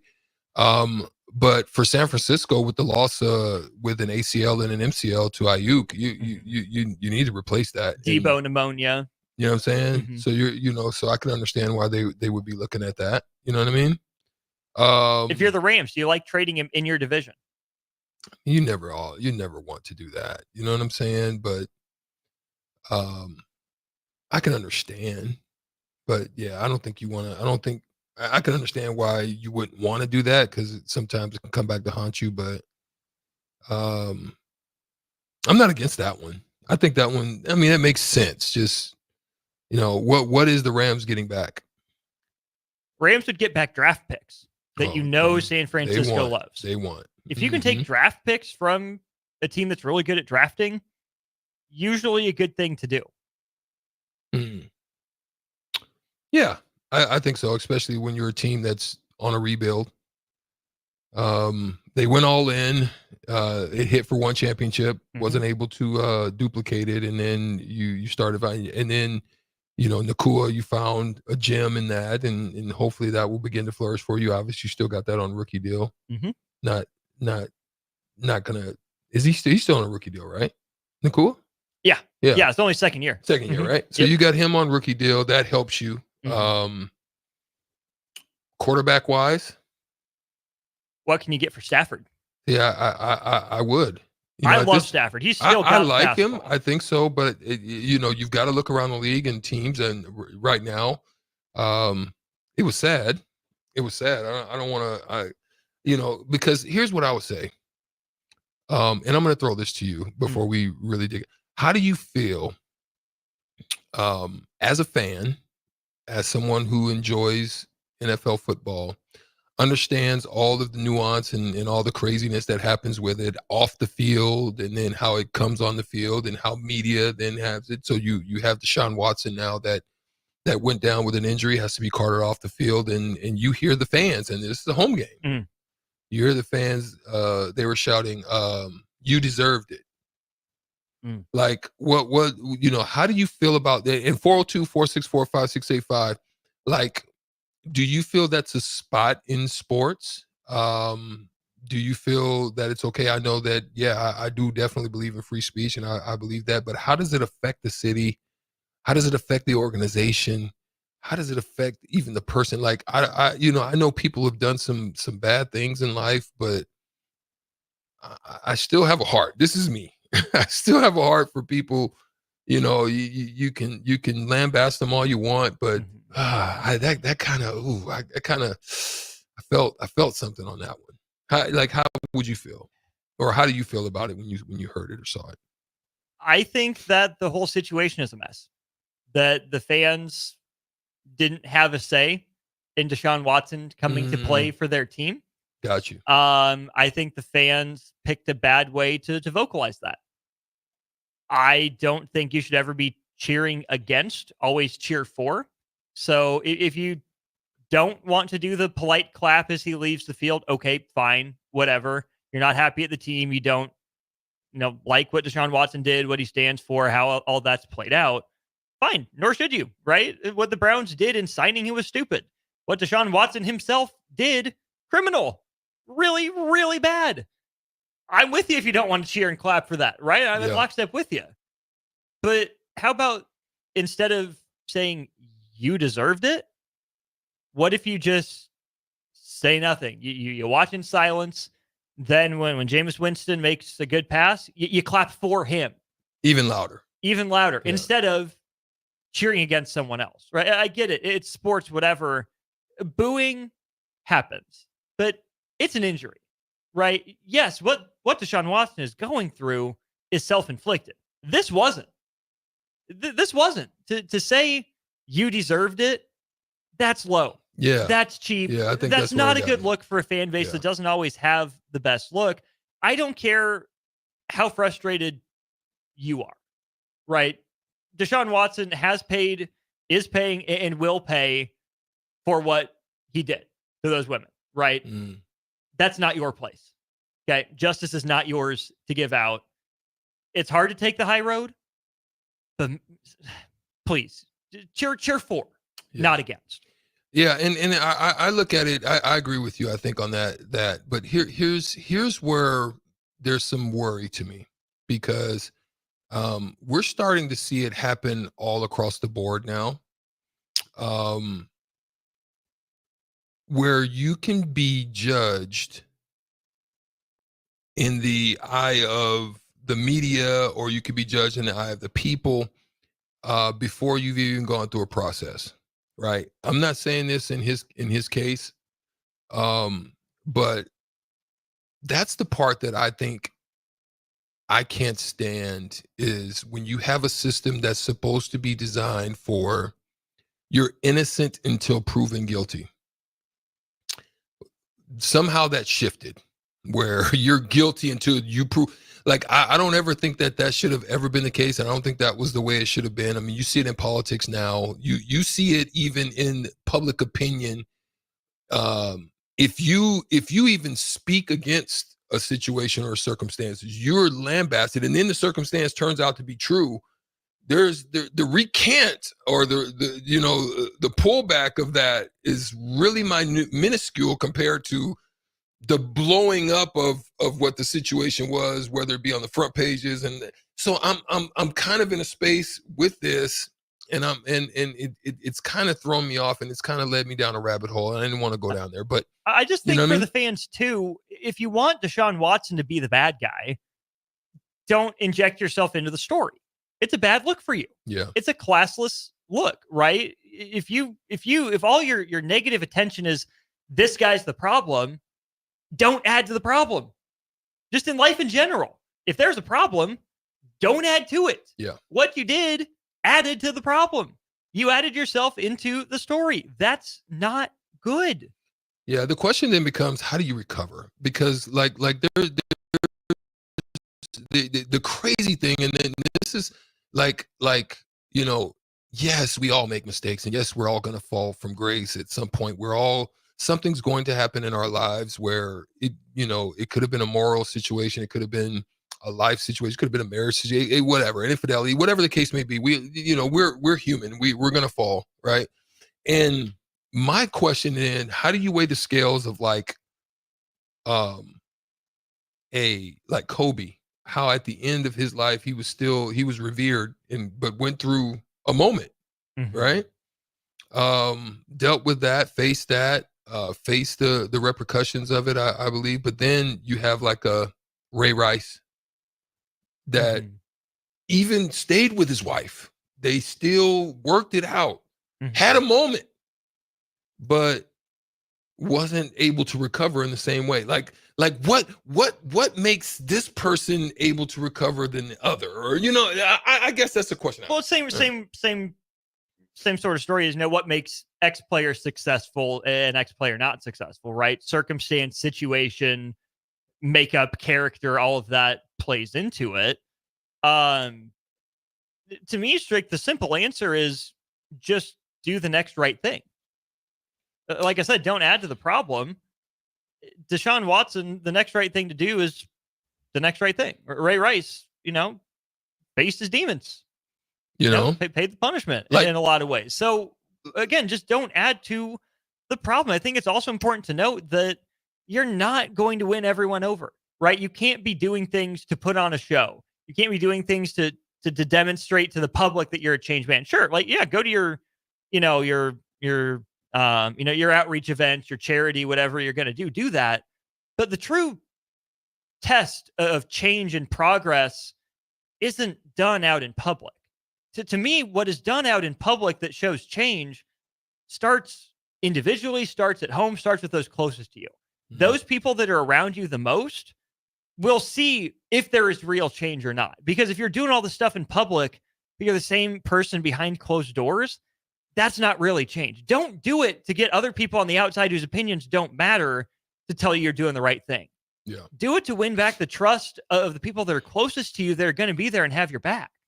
Yeah, because then that's the question I have is will a Michael Vick type end up in the Hall of Fame, or will he be ostracized due to what the mistake he's made? And Baby Davis is on his way to Fed. Yeah, just guys like that. Yeah. It's just a thought, man. Just something to think about. We had another one. We had one of those with Pete Rose, though, Stricky. Yeah, same thing. Passed away. All of that. Same thing. Couple more trades to get to here. Then, how about this, Stricky? Should the Cowboys? I see you guys on the text line. Yeah. Thank you for chiming in. We may not necessarily get to it because we're going to finish up this segment, but go ahead. We see you though. Should the Cowboys trade for Travis Etienne from the Jaguars? Thumbs up or thumbs down? I guess the question would be is how bad do you really feel that you are? Like for me, the Cowboys are chasing and not, so they're reactory. I mean, that's not even a word. That's a strictionary. That's a strictionary word. They're reactionary as opposed to, and you can just look at the just what they've done just over the last 8 years, and if not even more, right? Mm-hmm. They don't get ahead of it and find themselves paying more because they're not doing it up front or doing the work up front or doing, the real negotiation. And then they end up having to pay more when they could have actually been ahead of the curve of the marketplace. Mm-hmm. And now it's hurt them. So for me, they're title chasing with a team that has no chance to make a title. Mm. So I say no. Okay. Don't do it. So for me, it just seems to me that the Cowboys are a lazy, they have a mentality that just everybody wants to be there. That's that delusion that's crept them. You haven't done anything since the late 90s. So, you know what I'm saying? So at this point, help me to understand you're chasing. And when you're chasing like that and not doing the work, you hit with a Michael Parsons, but now you're about to make another mistake because you got trapped into Dak, which we now see that Dak is a solid quarterback. His numbers speak for it, but he just can't get you there. He's not going to be the one that takes you over the hump. If you believe that, then okay, stick with it. And now you're going to have to pay for it. Now you're stuck with it. Mm-hmm. So you have that situation. You probably had to do CeeDee Lamb, but then you've had the others before them and you've moved them on. Your line stuck with you for a long time, and then you couldn't continue to pay them because your skill players were starting to develop. And then you had Dak. One of your linebackers had to go, injury, obviously. The one that you chose, you went away from Smith. I think that was a smart decision, and he ends up not really doing much. Yeah. He had a good run with them. He was one of those one-off type of guys. Yeah. Is it Jalen Smith? Jalen Smith, yep, from Notre Dame. Yeah, and then you stayed with Van Der Esch, but then the injuries hit you. So you won with Parsons. I think you won with DeMarcus as well. But now at this point, you're gonna have to make a decision. It's got to be a rebuild moment, or you're gonna have to go all in. I don't think it's all in because you don't have a team that can win. Ooh, that thing rhyme. I don't think it's all in because I don't think you have a team that can win. Did you see that story from ESPN about the Cowboys facility tours? Mm-mm. So since they opened their new facility not long ago, they have like tours every 20 minutes or whatever. Okay, I'm aware of the tours yeah, of yeah, Jerry's World, but I didn't see anything specific. So ESPN, Kalen Kaler is her name, put out a piece on it. Basically, some players are saying it's a distraction. Like, it's annoying. Like, every team does them, right? Every team gives tours of the facility, but the piece goes on and mentions that, like, Green Bay, fan-owned and everything like that, really popular stadium at Lambeau, keeps fans during the season when these tours are happening away from the players' areas. Same thing with, like, the Chargers, who shut down their tours during the year. Cowboys players are saying stuff like, we feel like we can't be ourselves. We feel like we're always turned on. Pressure is always up to 10. And Jerry Jones is saying, we want to get fans closer to the game, right? We want to build that real connection with the players. So when fans come in on tours, they see them walking around. They feel like they're part of the organization, that they're valued. Where do you fall with that? Is there a line? What is that line? I think there should be a separation. Okay. I guess the best way that I can explain this is like this. If I was a coach, if I had a team, if I had an organization, I don't want you at halftime in your freaking locker tweeting, taking TikToks, doing all this stuff when we need to be focused on the task at hand. Now, just take that to work. Yes, we know that sometimes you see nurses doing TikToks and, well, what if somebody was on the floor that hit a code? And you're doing a tick, no, we're not going to do that. I want that type of separation. Like, I want the separation to where I don't want a bunch of people perusing through a safe space, which when you're in the clubhouse, sacred, safe, whatever, when you're in the clubhouse, when you're in the locker room, when you're in the back, parts of the unseen areas, I don't want people, when I'm maybe sitting in there with my towel on and I'm watching my favorite show and I'm eating on a box of cereal. I don't know what I'm doing, but you know what I'm saying? That might be a safe space for me. I don't want people locker room touring and all of this stuff, especially in season. I can understand off season. If I'm in there off season and I'm working out, okay, cool. But during season, I think there should be a lock on that. That's just my opinion. A couple of the things that speak to what you're saying is one of the former players said it feels like you're in the zoo, right? People tapping on the glass, trying to get your attention and whatnot. And even Cowboys staffers having to be very careful that they didn't leave scheme up because meeting room doors were open. Fans were just walking by. You have to make sure you're on the title slide of the presentation or whatever, that the door is shut, just so fans don't get in and wander in, see your scheme. Like, you're a former athlete, you got to have those spaces for a little bit of an off switch, right? The expectation is that you perform in public, but the work is in private. Is that fair? Yeah. And I agree with it.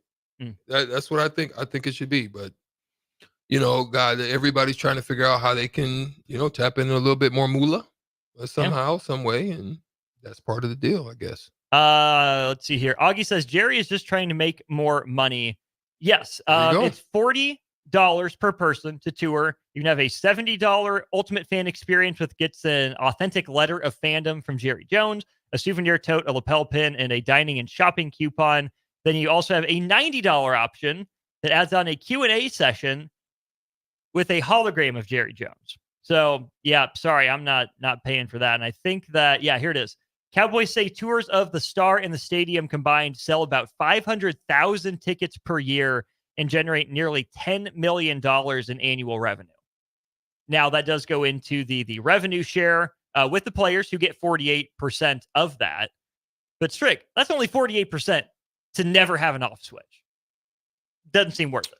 Yeah. I don't know. No. So there it is. Let's go to break. Let's overreact. We know who our NBA champion is after one night. NBA opening night overreactions when we get back to On the Block. Over 75% of the patients that come to Limitless Male have been told over and over again by their primary care providers that their testosterone level is fine. Guess what? If you have all the symptoms of low testosterone, you're not fine. Come get a second opinion at Limitless Male. We have helped tens of thousands of men feel optimal again, and we can help you. Stop waiting. Come see the men's health experts. Book your free consult online at limitlessmail.com. Are you a skilled mechanic looking for your next big opportunity? Constructors is hiring. We're looking for experienced mechanics to join our family-owned team. We offer competitive wages, great benefits, brand new service trucks, OEM-level diagnostic software, and career growth opportunities. Positions include lead and A-level mechanics for our shop and multiple field technicians. If you're driven and ready to grow with a company that's been around since 1908, apply today at constructorslincoln.com. Hi, I'm State Senator Beau Ballard. I was born and raised right here in Lancaster County. I understand the value of hard work by being involved in our family business. I built my own company, creating jobs right here in our community. Nebraska families and business owners need lower taxes, more affordable health care, and a great education system. That is why I fought for the largest tax cut in Nebraska history, reduce the cost of health care, and help pass the biggest investment in our public schools. I'm Senator Beau Ballard, and I humbly ask for your vote on November 5th, paid for by Ballard for Nebraska. It's the fall sports season, and that means that the school year is back in session and you're planning road trips for Nebraska football games and following your kids around to their different events. Stop telling yourself you'll upgrade your car someday and do it now. Mullen Motors Lot is full of great vehicles to take home so you don't have to worry about your current car struggling through another season. Come check out their lot just north of 48th and Lake and find your next ride. As your fall schedule gets busy, you'll need a reliable way to get to your destinations.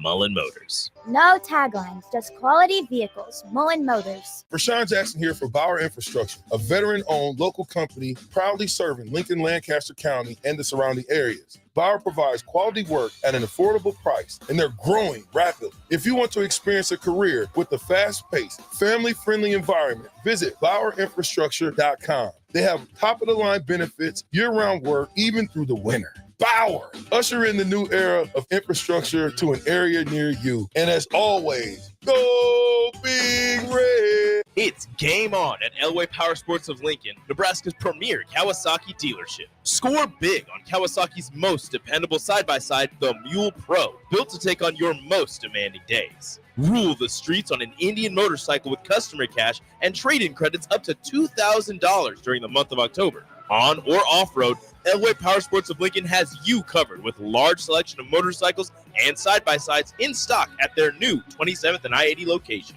Stop by every Saturday for their Husker tailgate with free food, drinks, and games. At Fairway Meat Market, your family. And as part of the family, they want to save you money on your meat and groceries. Now, through October 27th, enjoy USDA Choice Boneless Beef Crock-Pot Roast for $5.99 per pound, whole bone-in pork butts for $1.88 per pound, 8-ounce stuffed pork chops, 3 for $10, and Fairway's famous and original beer brats for $3.88 per pound. That's all at Fairway Meat Market in the Rockledge Square Shopping Center just south of 84th and Van Dorn. As a proud member of the Roofing and Solar Reform Alliance, Coalition Restoration stands out by providing thorough property assessments, personalized customer service, and top-notch craftsmanship. With years of experience in the industry, Coalition Restoration has built a notable reputation for having a team filled with skilled professionals and possessing the expertise to handle any roofing project, big or small. Visit their website today for a free roof assessment at www.coalitionrestoration.com or give them a call at 402-607-8186.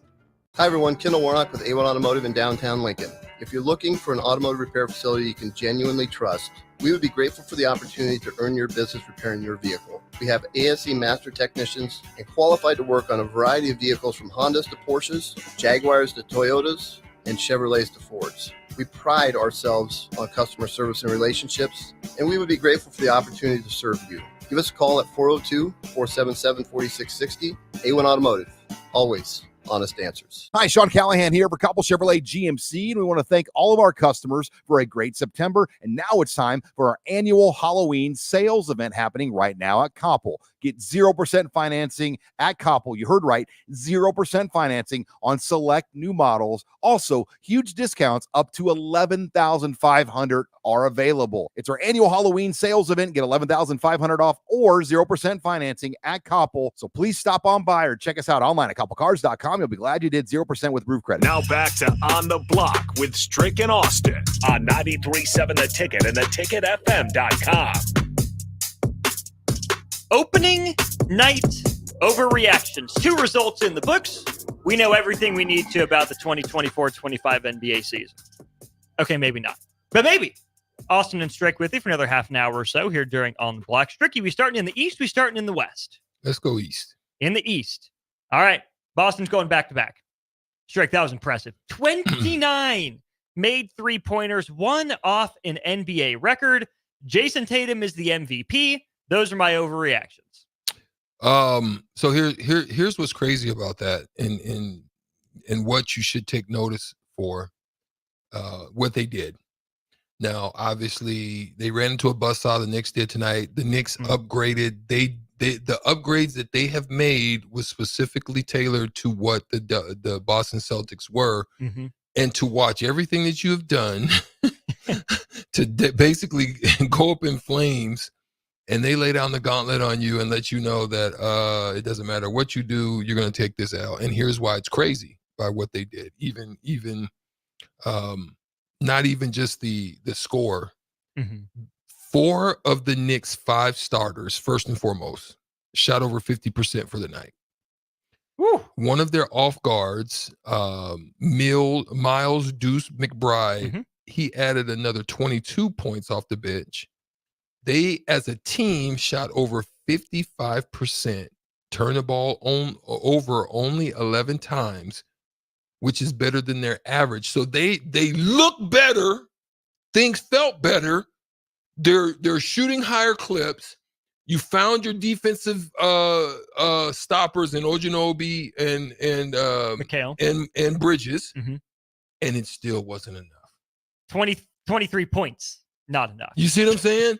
That's what's scary. So, but it's early, so it's early, and they still did this to you. Shout out to them, their coaching staff, their preparation staff. Everybody was talking negatively about what Jason Tatum did and did not do. Obviously was talking negatively about the snubbing of Jaylen Brown off of the team. And they basically just came back and just said, oh, this is how you want to do us? Okay, take that. Oh, no, did it? Gosh dang. My bad. Pause, and pause. 37, 4, and 10 Eric, for Tatum. I didn't say it, Eric. No, don't get on Stricky. My guy said it. I just said, take that. No, dude. I said pause. That part. I'm trying to help you. I'm trying to help you out here. Hey, not helping the Boston Celtics, Sam Hauser and Peyton Pritchard. 3 of 16 from 3. And they were impactful in last year. In the last year run. If those dudes hit the broad side of the barn, Boston's got the NBA 3-point record. That's got to be like a kangaroo court fight. Yeah. Come on, guys. You have one job. Yeah. One job. Stricky, Mikal Bridges, a lot was made of his jump shot for him. Looked better in game than it did in warmups. How concerned are you if you're the Knicks and everything that you put together to counter Boston, who is without their X factor, all went up in flames night 1? Is it opening night? Is it, Boston was going to roll on ring night? Or is there a legitimate cause for concern right now?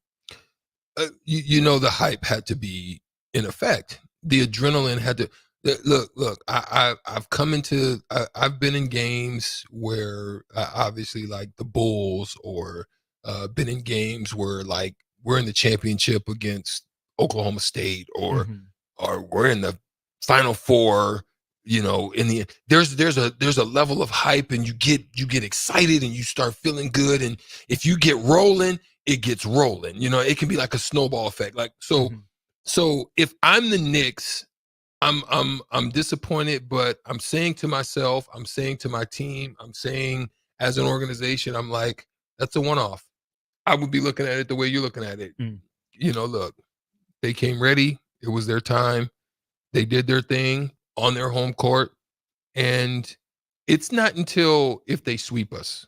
It's not until if they 3-1 us, and 3 of those wins is like the way that. That's when we're like, oh, wait a minute. Like we're needing to have some conversations at this point. So, but the issue is a lot of their new signees, a lot of what they retrieved are all fresh and new. Yeah.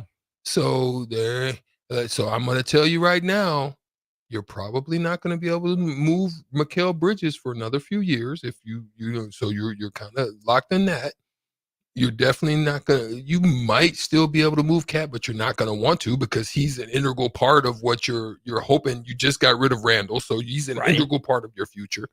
Onunobi, no one's taking that contract on a defensive guy unless he emerges and he becomes like a Scotty Barnes, or he becomes like someone where he just is able to put up regularly 21-7 or something crazy, 23-7. Then you might consider making a move if you're a team that needs, somebody like that. But who they've got, you're kind of this is what you're looking at for the next 2 to 3 years. So you hope that this team is able to get on some get right. Let me say that. Jalen Brunson was good, not superstar good in this one. Part of it was the minutes restriction, right? Boston got up so big early, and you understand New York taking him out. Do you think that if this was later in the regular season, Jalen Brunson plays more minutes and gives the Knicks a chance to make that one a game? Oh yeah, I mean, like you're saying, it's a marathon. It's not a race. And you're talking about in the NBA. I mean, shoot, even now with even the breaks, like a couple teams are looking to give guys off time this early. And what? Like I'm like, no, it's like a relay race. Like this is a relay race in which there's different parts of the season. There's a first quarter. There's a second quarter, just like in the game. There's a third quarter, and then there's a final stretch, right? You want to be playing your best at the final stretch, but you also want to get off to a good start. You don't want to be 3-8 or 3-10. Let me even go further into the quarter. You don't want to be 5-15 in the first quarter, right? Trying to figure it out and hopefully make a run. No, you want to put yourself, because you don't want to get in the play-in. You want to be, winning the games that you should, especially if they're at home. So if you're seeing that could be trouble. And that's why I'm saying, no, I don't like, just looking at it from taking your time to get started. And you want to get off to a good start.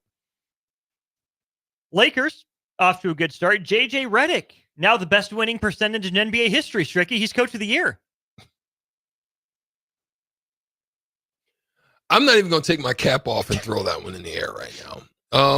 But we did say it was overreaction. So.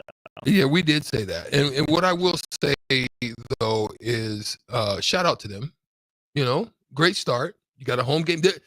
To me, teams are just doing what they're supposed to do. Your first home game, you don't want to come out and lay an egg. You want to, you want to inspire your fan base. You want to, you want to show them that you've turned the corner. So you look at this team, and I think they've done a good job in what they've been able to retain, keep. You've got good depth now. You got a young Max Christie, good depth there. Not killing you in your salary for him. Anthony Davis is I think the best player on that team. Rui Hachimura looked solid. Jackson Hayes gave you something from the center position, running, rebounding, dunking. Bronny James came in and get nothing. He was only -5. He made some. Not bad. I'm talking crazy. I'm not even gonna let you defend him because I'm not really even talking about. I'm just throwing something out there. But Austin Reeves, solid. You know what I'm saying? D'Angelo Russell looked like he got a little fire on him, defending, getting over screens. I think for me, him in the last few years was just playing way too cool. Like he just, way that too bleached hair is not like the glasses. I mean, yeah, wow. But they got to figure out the situation on what they want to do with Gabe Vincent. And so there's a few things there that they're still trying to figure out. To me, I'm upset because I'm still trying to figure out how Jared Vanderbilt's making $10 million a year. Woo! Help me. Help me understand how that's happening. Get it, Vandy. Lord have mercy. Like, dang, bro, if we could just go through a time machine, I can jump in a time warp. Good Lord. I can do what he do. God. Okay, I ain't gonna be a hater today. Let's keep it moving. What else? What else we got? Lakers 5 of 30 from 3 in this game. That's gonna be a problem. Okay. Every starter shot no better than 1 of 3 from 3-point range. Austin Reeves, 5. That's going to hurt you. That's ugly. Even Minnesota wasn't great at 13 of 41. But Strick, to me, the overreaction for the Timberwolves, Julius Randle was not worth it. No question. He was actually positive in plus minus, right? 16 points on 5 of 10, 1 of 3 from 3, 5 of 7 at the line, added 9 rebounds and 4 assists against 2 turnovers. But Stricky, in the postgame, Rui Hachimura said he got his easy buckets on Julius Randle, who was coasting and loafing defensively, which doesn't fit the Timberwolves' number one defense from last year. That part. I also told you another problem that they would have, and who would that be? The Stifle Tower. No. Yeah, that is one, but Conley. Minus 22, Stricky. Conley. I knew if he's your lead point guard, you're in trouble. But how about this, Stricky? The Timberwolves win 3 of the 4 quarters. Mm-hmm. It was just an atrocious second quarter. They lose by 14 points that undoes everything. Yeah, everything was out. Everything else was played pretty even. Mm-hmm. You know, just that one. But that goes to show you that what have we been talking about for the Huskers? One bad quarter. You got to play a full game. Yeah. You know, you got to play a full game. You can't get overexcited. You can't go in the locker room and just start sitting, you know, as if it's all in the bag. No, you got to play full games. And Minnesota Timberwolves found that out. You know, they didn't play a full game, and it's one quarter that ends up coming to bite you. And Edwards, 27 points, 25 shots, 5 of 12 from 2. That's no bueno. 5 of 13 from 3. Not a lot of ball movement against a Lakers team that's not a juggernaut defensively, Straight. Yeah, and he was working way too hard. It was like he was working hard for them buckets too. Mm-hmm. It wasn't easy. And that's and again, that's the thing I talk about, and people say, oh, NBA today is so skilled. They're super skilled.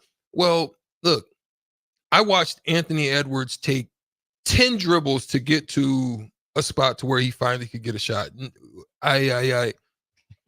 No. 3 dribbles to a spot, I'm getting what I want. You know what I'm saying? Mm-hmm. One move to here, coming off the pick and roll, reading what's happening. I'm to that spot. You're on my hip. I'm getting shot. I don't need 10 dribbles to get to where I want to get to. I'm going to get to where I want, either by post or either by, you know what I'm saying? Like, we used to get to a spot and be able to get into the midi, but maybe it's because they don't shoot middies no more. And so therefore, I mean, they shoot them, but you know, not really. So you're taking 5 shots to shoot a step back 3. The percentages in that seem to fall off for me. I'd much rather work you with 1 to a counter to a spot and get the shot I want. I feel the percentages work better for me.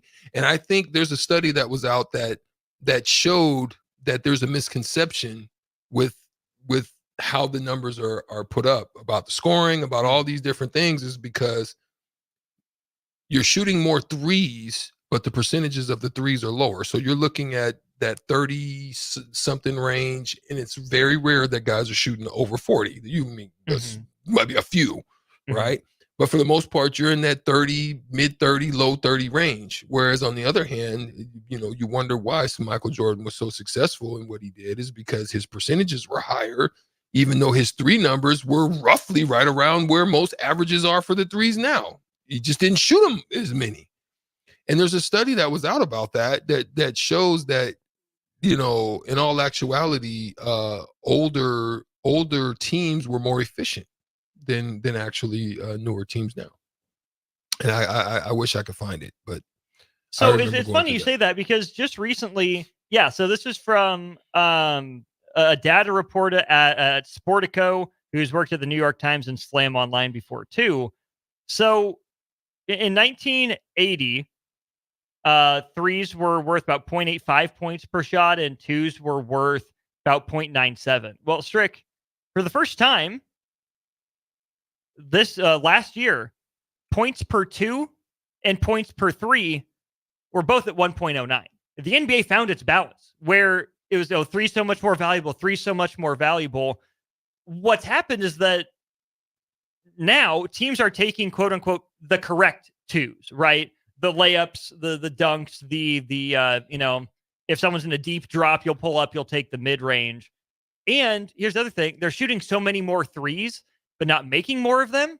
that the efficiency's actually gone down a little bit, right? Because you get to a point of diminishing returns. If every shot you're going to take is a 3, that's not necessarily a mathematically viable strategy, but neither is taking enough of your, or that percentage of your shots from 2.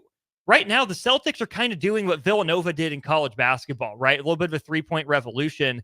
Every team in basketball right now, Strick, shoots more threes than the 2015 Golden State Warriors, that first jump shooting team to win a title in the NBA. Every team in basketball is taking at least 35% of their shots from 3. That's why we're seeing them kind of run into a ceiling, is because, oh, wait, we found the point where it doesn't make sense for everyone to take all these 3s all the time. Let's maybe work on getting it inside a little bit more, prioritize some of those easy 2s as we can. There it is. There it is. I know we got to go to break, so there's no need to go more into elaboration. But NBA is here. It has begun, and like Mortal Kombat, it has begun. And look, I'm not overly. What was the segment we were talking about? Overreaction. Yeah, I'm not overreacting on how things are beginning. There's definitely some storylines. There's some crazy storylines. I'm interested to see if there's going to be some parity that we've been discussing. Whether that parity is going to exist on both sides. We definitely saw parity in the Western Conference. Definitely a top loaded in the East.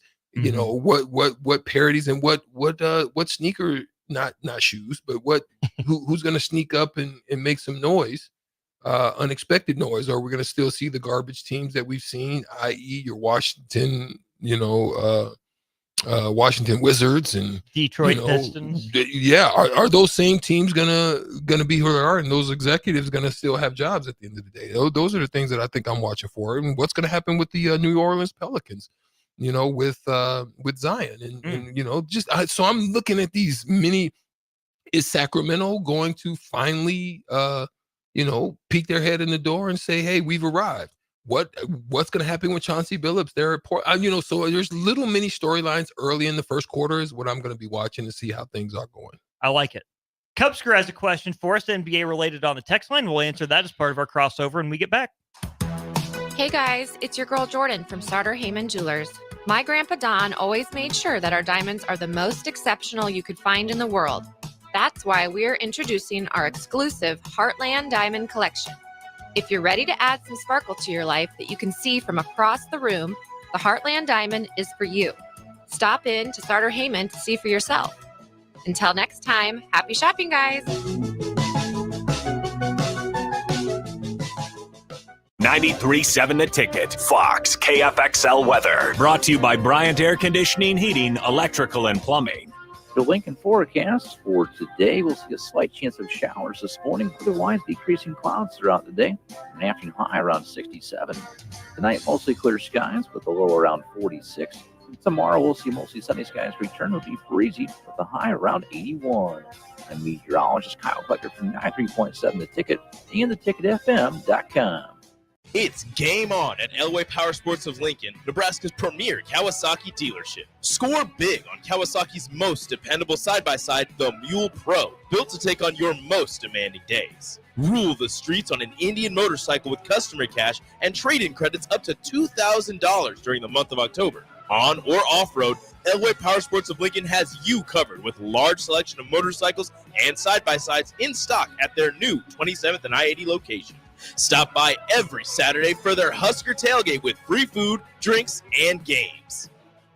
Hi, this is State Senator Carolyn Bosson. Education is a cornerstone for strong, vibrant communities. I voted for the largest investment in education in Nebraska history. As a state senator, wife, and mom, I believe Nebraska is a great place to work and raise a family. My husband Reggie and I are local family business owners and understand the valuable role of education in growing our community. This is Carolyn Bosson, and I will continue to support education in the legislature. Vote Carolyn Bosson on November 5th. Paid for by Bosson for Legislature. Ever wish you had another light switch on the other side of the room on a dark night? How much better would you sleep at night if you had a ceiling fan in your room?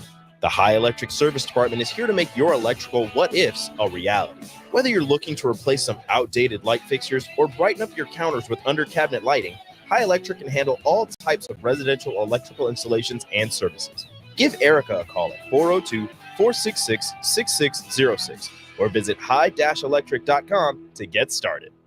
As a proud member of the Roofing and Solar Reform Alliance, Coalition Restoration stands out by providing thorough property assessments, personalized customer service, and top-notch craftsmanship. With years of experience in the industry, Coalition Restoration has built a notable reputation for having a team filled with skilled professionals and possessing the expertise to handle any roofing project, big or small. Visit their website today for a free roof assessment at www.coalitionrestoration.com or give them a call at 402-607-8186. At Fairway Meat Market, your family. And as part of the family, they want to save you money on your meat and groceries. Now, through October 27th, enjoy USDA Choice Boneless Beef Crock-Pot Roast for $5.99 per pound, whole bone-in pork butts for $1.88 per pound, 8-ounce stuffed pork chops, 3 for $10, and Fairway's famous and original beer brats for $3.88 per pound. That's all at Fairway Meat Market in the Rockledge Square Shopping Center just south of 84th and Van Dorn. General Fire and Safety has been keeping Lincoln businesses and commercial structures safe for more than 50 years. From a simple fire extinguisher to full fire suppression systems, Lincoln has trusted General Fire and Safety to provide top-of-the-line products, installation, and maintenance. If you're starting a new business in a brand new building, call on General Fire and Safety to help you plan a fire safety system that fits the specific needs of your business, employees, and customers. Call General Fire and Safety today at 402-261-0116. Landmark Implement helps you put dirt in its place with increased accuracy and greater speed thanks to the John Deere Smart Grade. This fully integrated 3D grade control system boosts job site productivity and reduces labor costs with fewer passes and less wasted material, meaning more bids won and higher margins. No masts, no cables, just clear views of the job site. Visit your local Landmark Implement today and discover the profit-boosting power of the Smart Grade and experience the Landmark difference. Start your Sundays off right with Jeff and Nicole Essink on Fitness Fanatics. Jeff and Nicole discuss health and wellness, how to achieve fitness goals, and more through the life of gym owners and gym goers. It's Fitness Fanatics from 9 to 11 a.m. on Sundays on 93.7 The Ticket and theticketfm.com. Your home is your empire. Protect it with Empire Fence. Get a free instant quote with the online estimating tool at empire-fence.com. See an upfront estimate with no hidden fees. An Empire Fence can provide privacy and improve the appearance of your home. Keep kids and pets in or out of your yard. Increase security and add value to your property. Visit empire-fence.com now to view the stylish and maintenance-free possibilities for your home and get a free instant online quote. Let Empire Fence protect your empire. Now back to On the Block with Strick and Austin on 93.7 The Ticket and theticketfm.com. We're crossing it over with Old School to wrap up On the Block. I'm Austin Norman. On the far left, Eric Strickland. In the middle, Jay Foreman. Jay, what's up? What's up, man? NBA night 1. Yes, sir. Lakers win. Timberwolves lose. How's your heart? How conflicted I'm are good. you? You good? I'm good. Yeah, I think the Timberwolves, they just need a couple weeks to get Randall going.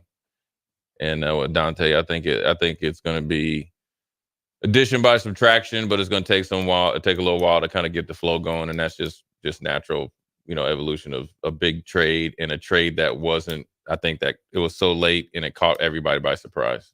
So they're still dealing with the emotional, I guess, baggage of being traded. Strick knows this, and I know, you just know this. There's certain times big name players like that get traded, and that was probably a little bit later than normal. No doubt. Cupsker, for you, Stricky, on the text line. What's your opening night thought for the Bulls on the road at the Pelicans? Pels are 5.5-point favorites opening night. I do try and get some bets in. Yeah, I just think that I think the mid. Bulls are bad. I just really don't think they're. Are they bad or are they mid? I think they're mid. I think they're mid, but I still don't think they're good enough. I actually think they'll probably be at the lower part of a play-in 10. So where they've always been, basically. I don't see much with them. I'm interested to see what the Pels are going to look like, though. Yeah. Bulls are fascinating. They have those 6 titles, but they all came in 8 years. Like that's the only time the Bulls have ever won a championship was MJ. Like it hasn't been a great top-of-the-line organization like throughout its history. Like it is still living off the MJ run. Got close with Derrick Rose. Other than that, Bulls really just aren't that well run of a franchise. Kind of crazy. Like for being that legacy brand, they're really not. It's interesting. You think about really. My question is this, Jay. This is my life. Well, let's get a station real quick. Let's get call, Stricky. This is Lincoln's home for sports talk on the FM dial. Also online at theticketfm.com. On the internet. KNTK FM Firth, 93.7 The Ticket. I think this is how we'll close out the crossover is which team, Jay, that do you believe has the best chances of recovery after a tough, hard-fought weekend? Like which teams can recover? Mm-hmm. You know what I'm saying? Like Alabama, Texas. Which of those teams have that recovery gene in them? I mean, I guess a lot depends. I'd probably say I trust Texas a lot more. I think they, up until this last game, I felt like they were, like not even Ohio State. Well, yeah, Ohio. I mean, I think Ohio State will play well. Texas as well. I'm not really sure on Alabama. We'll dive in a little bit into that old. So you school. think the worst of them is probably Alabama? As far as of those three, yeah. I just think that it starts. I mean, I like Milroe, but I think that I'm not really sure DeBoer at Alabama and his style works when it was a drastic other style that was legendary. Mm-hmm. It seems like the what do they say when the cat's out gone, the mouse gone. It seems like there's a lot of it's a lot looser, and it's not the championship DNA is the fabric is getting taken out of it, and we've right same kind of here, but I think Texas up until last week I felt like they were the best team that I saw playing. Yeah. They had two quarterbacks. I think Sark panicked too much to put Ewers in. You got to understand. I said that, and I think I thought it was. Yeah, I thought it was way. It was way too. You know what it reminded me of? Unfortunately, Music City Miracle. I'm telling you, Doug Flutie won 10 games. It's hard to win 10 games in the NFL. Yeah. It wasn't pretty. Texas has been pretty. Rob Johnson. We were playing the Colts. Came in and it's like I was playing. I mean, it was my rookie second year or whatever. Those are like the guys that, that get some reps and stuff. Rob Johnson threw, 170 some couple picks. You start, it's like you can't be in the moment. Yeah. And what that I felt like it just took away any momentum. Then you went back to him. Mm-hmm. He went back to Ewers. Mm-hmm. Now you just created a problem that you shouldn't have. Yep. I figured that was how it was going to be. Right. Personally. Are you surprised by Penn State? I'm surprised. Or do they fall short again? Yes, Penn State's going to Penn State. They're going to Penn State, and it might be against Wisconsin. Yeah, and also this. Here's the thing: is USC, who looked so good that first week, then you lose your star defensive tackle. They're back to the same old stuff. They've blown fourth quarter leads in all their losses. They've been up. They can't finish. So I think it's it's a lot going on. I mean, I think this is Wednesday, so on old school Strick, it's kind of one of those things we're gonna, fortunately, unfortunately, we had Teammates Tuesday, so that means that when you had the press conference and everything went viral, which is the dumbest. We'll get in on that. We'll talk about where you need to, how you get over, and move forward, and then now it's all Ohio State, man. It's a great opportunity. To go out there and right the wrong. There it is. Maybe the best. We got some NFL stuff, man. These dudes are getting traded, man. I wish I was playing now. Ernest Jones has got traded twice. He's gonna get paid at Seattle. Ooh. He's a bad boy, man. Ooh. He a good linebacker, and they're getting him on the cheap. On the low. Because Titans didn't want to pay him, because that lets you know the Titans weren't trying to do anything because they got rid of DeAndre Hopkins. Right. So that lets you know they were, in that locker room, you might as well just get everybody look for their slip. If it's not bolted down. No, you ain't gonna get cut. You just know. No, I'm saying you're looking for your trade slip. No, or you know that at the end of the season, just have your U-Haul ready, because they have no intentions of going to the playoffs. Yeah, they're not trying to win. They're tanking now officially or unofficially. I was mad. Officially in the locker room. I was mad. I had to yell at my boy Jerry Vanderbilt making $10 million. I just want to get out the door. Bye. I guess that's it for How's Strick. Jerry Vanderbilt making $10 million? Oh, the dude from the Lakers? Oh, he mad. Yeah. Old school He comes up shoots next. 6 shots a game, Strick. Hog Wild's giant sub-baked potatoes are anything but basic and really hit the spot when you're craving a little comfort food. Nothing is more satisfying than a Hog Wild baked potato loaded with butter, sour cream, cheddar cheese, bacon bits, and chives. Add your choice of a Hog Wild house-smoked meat like pulled pork, chicken, or brisket for a little extra. Order online at GoHogWild.com. Hog Wild Pit Barbecue, 3210 Cornhusker Highway in Lincoln. But don't be late, we close at 8. At Fairway Meat Market, your family. And as part of the family, they want to save you money on your meat and groceries. Now, through October 27th, enjoy USDA Choice Boneless Beef Crock Pot Roast for $5.99 per pound, whole bone-in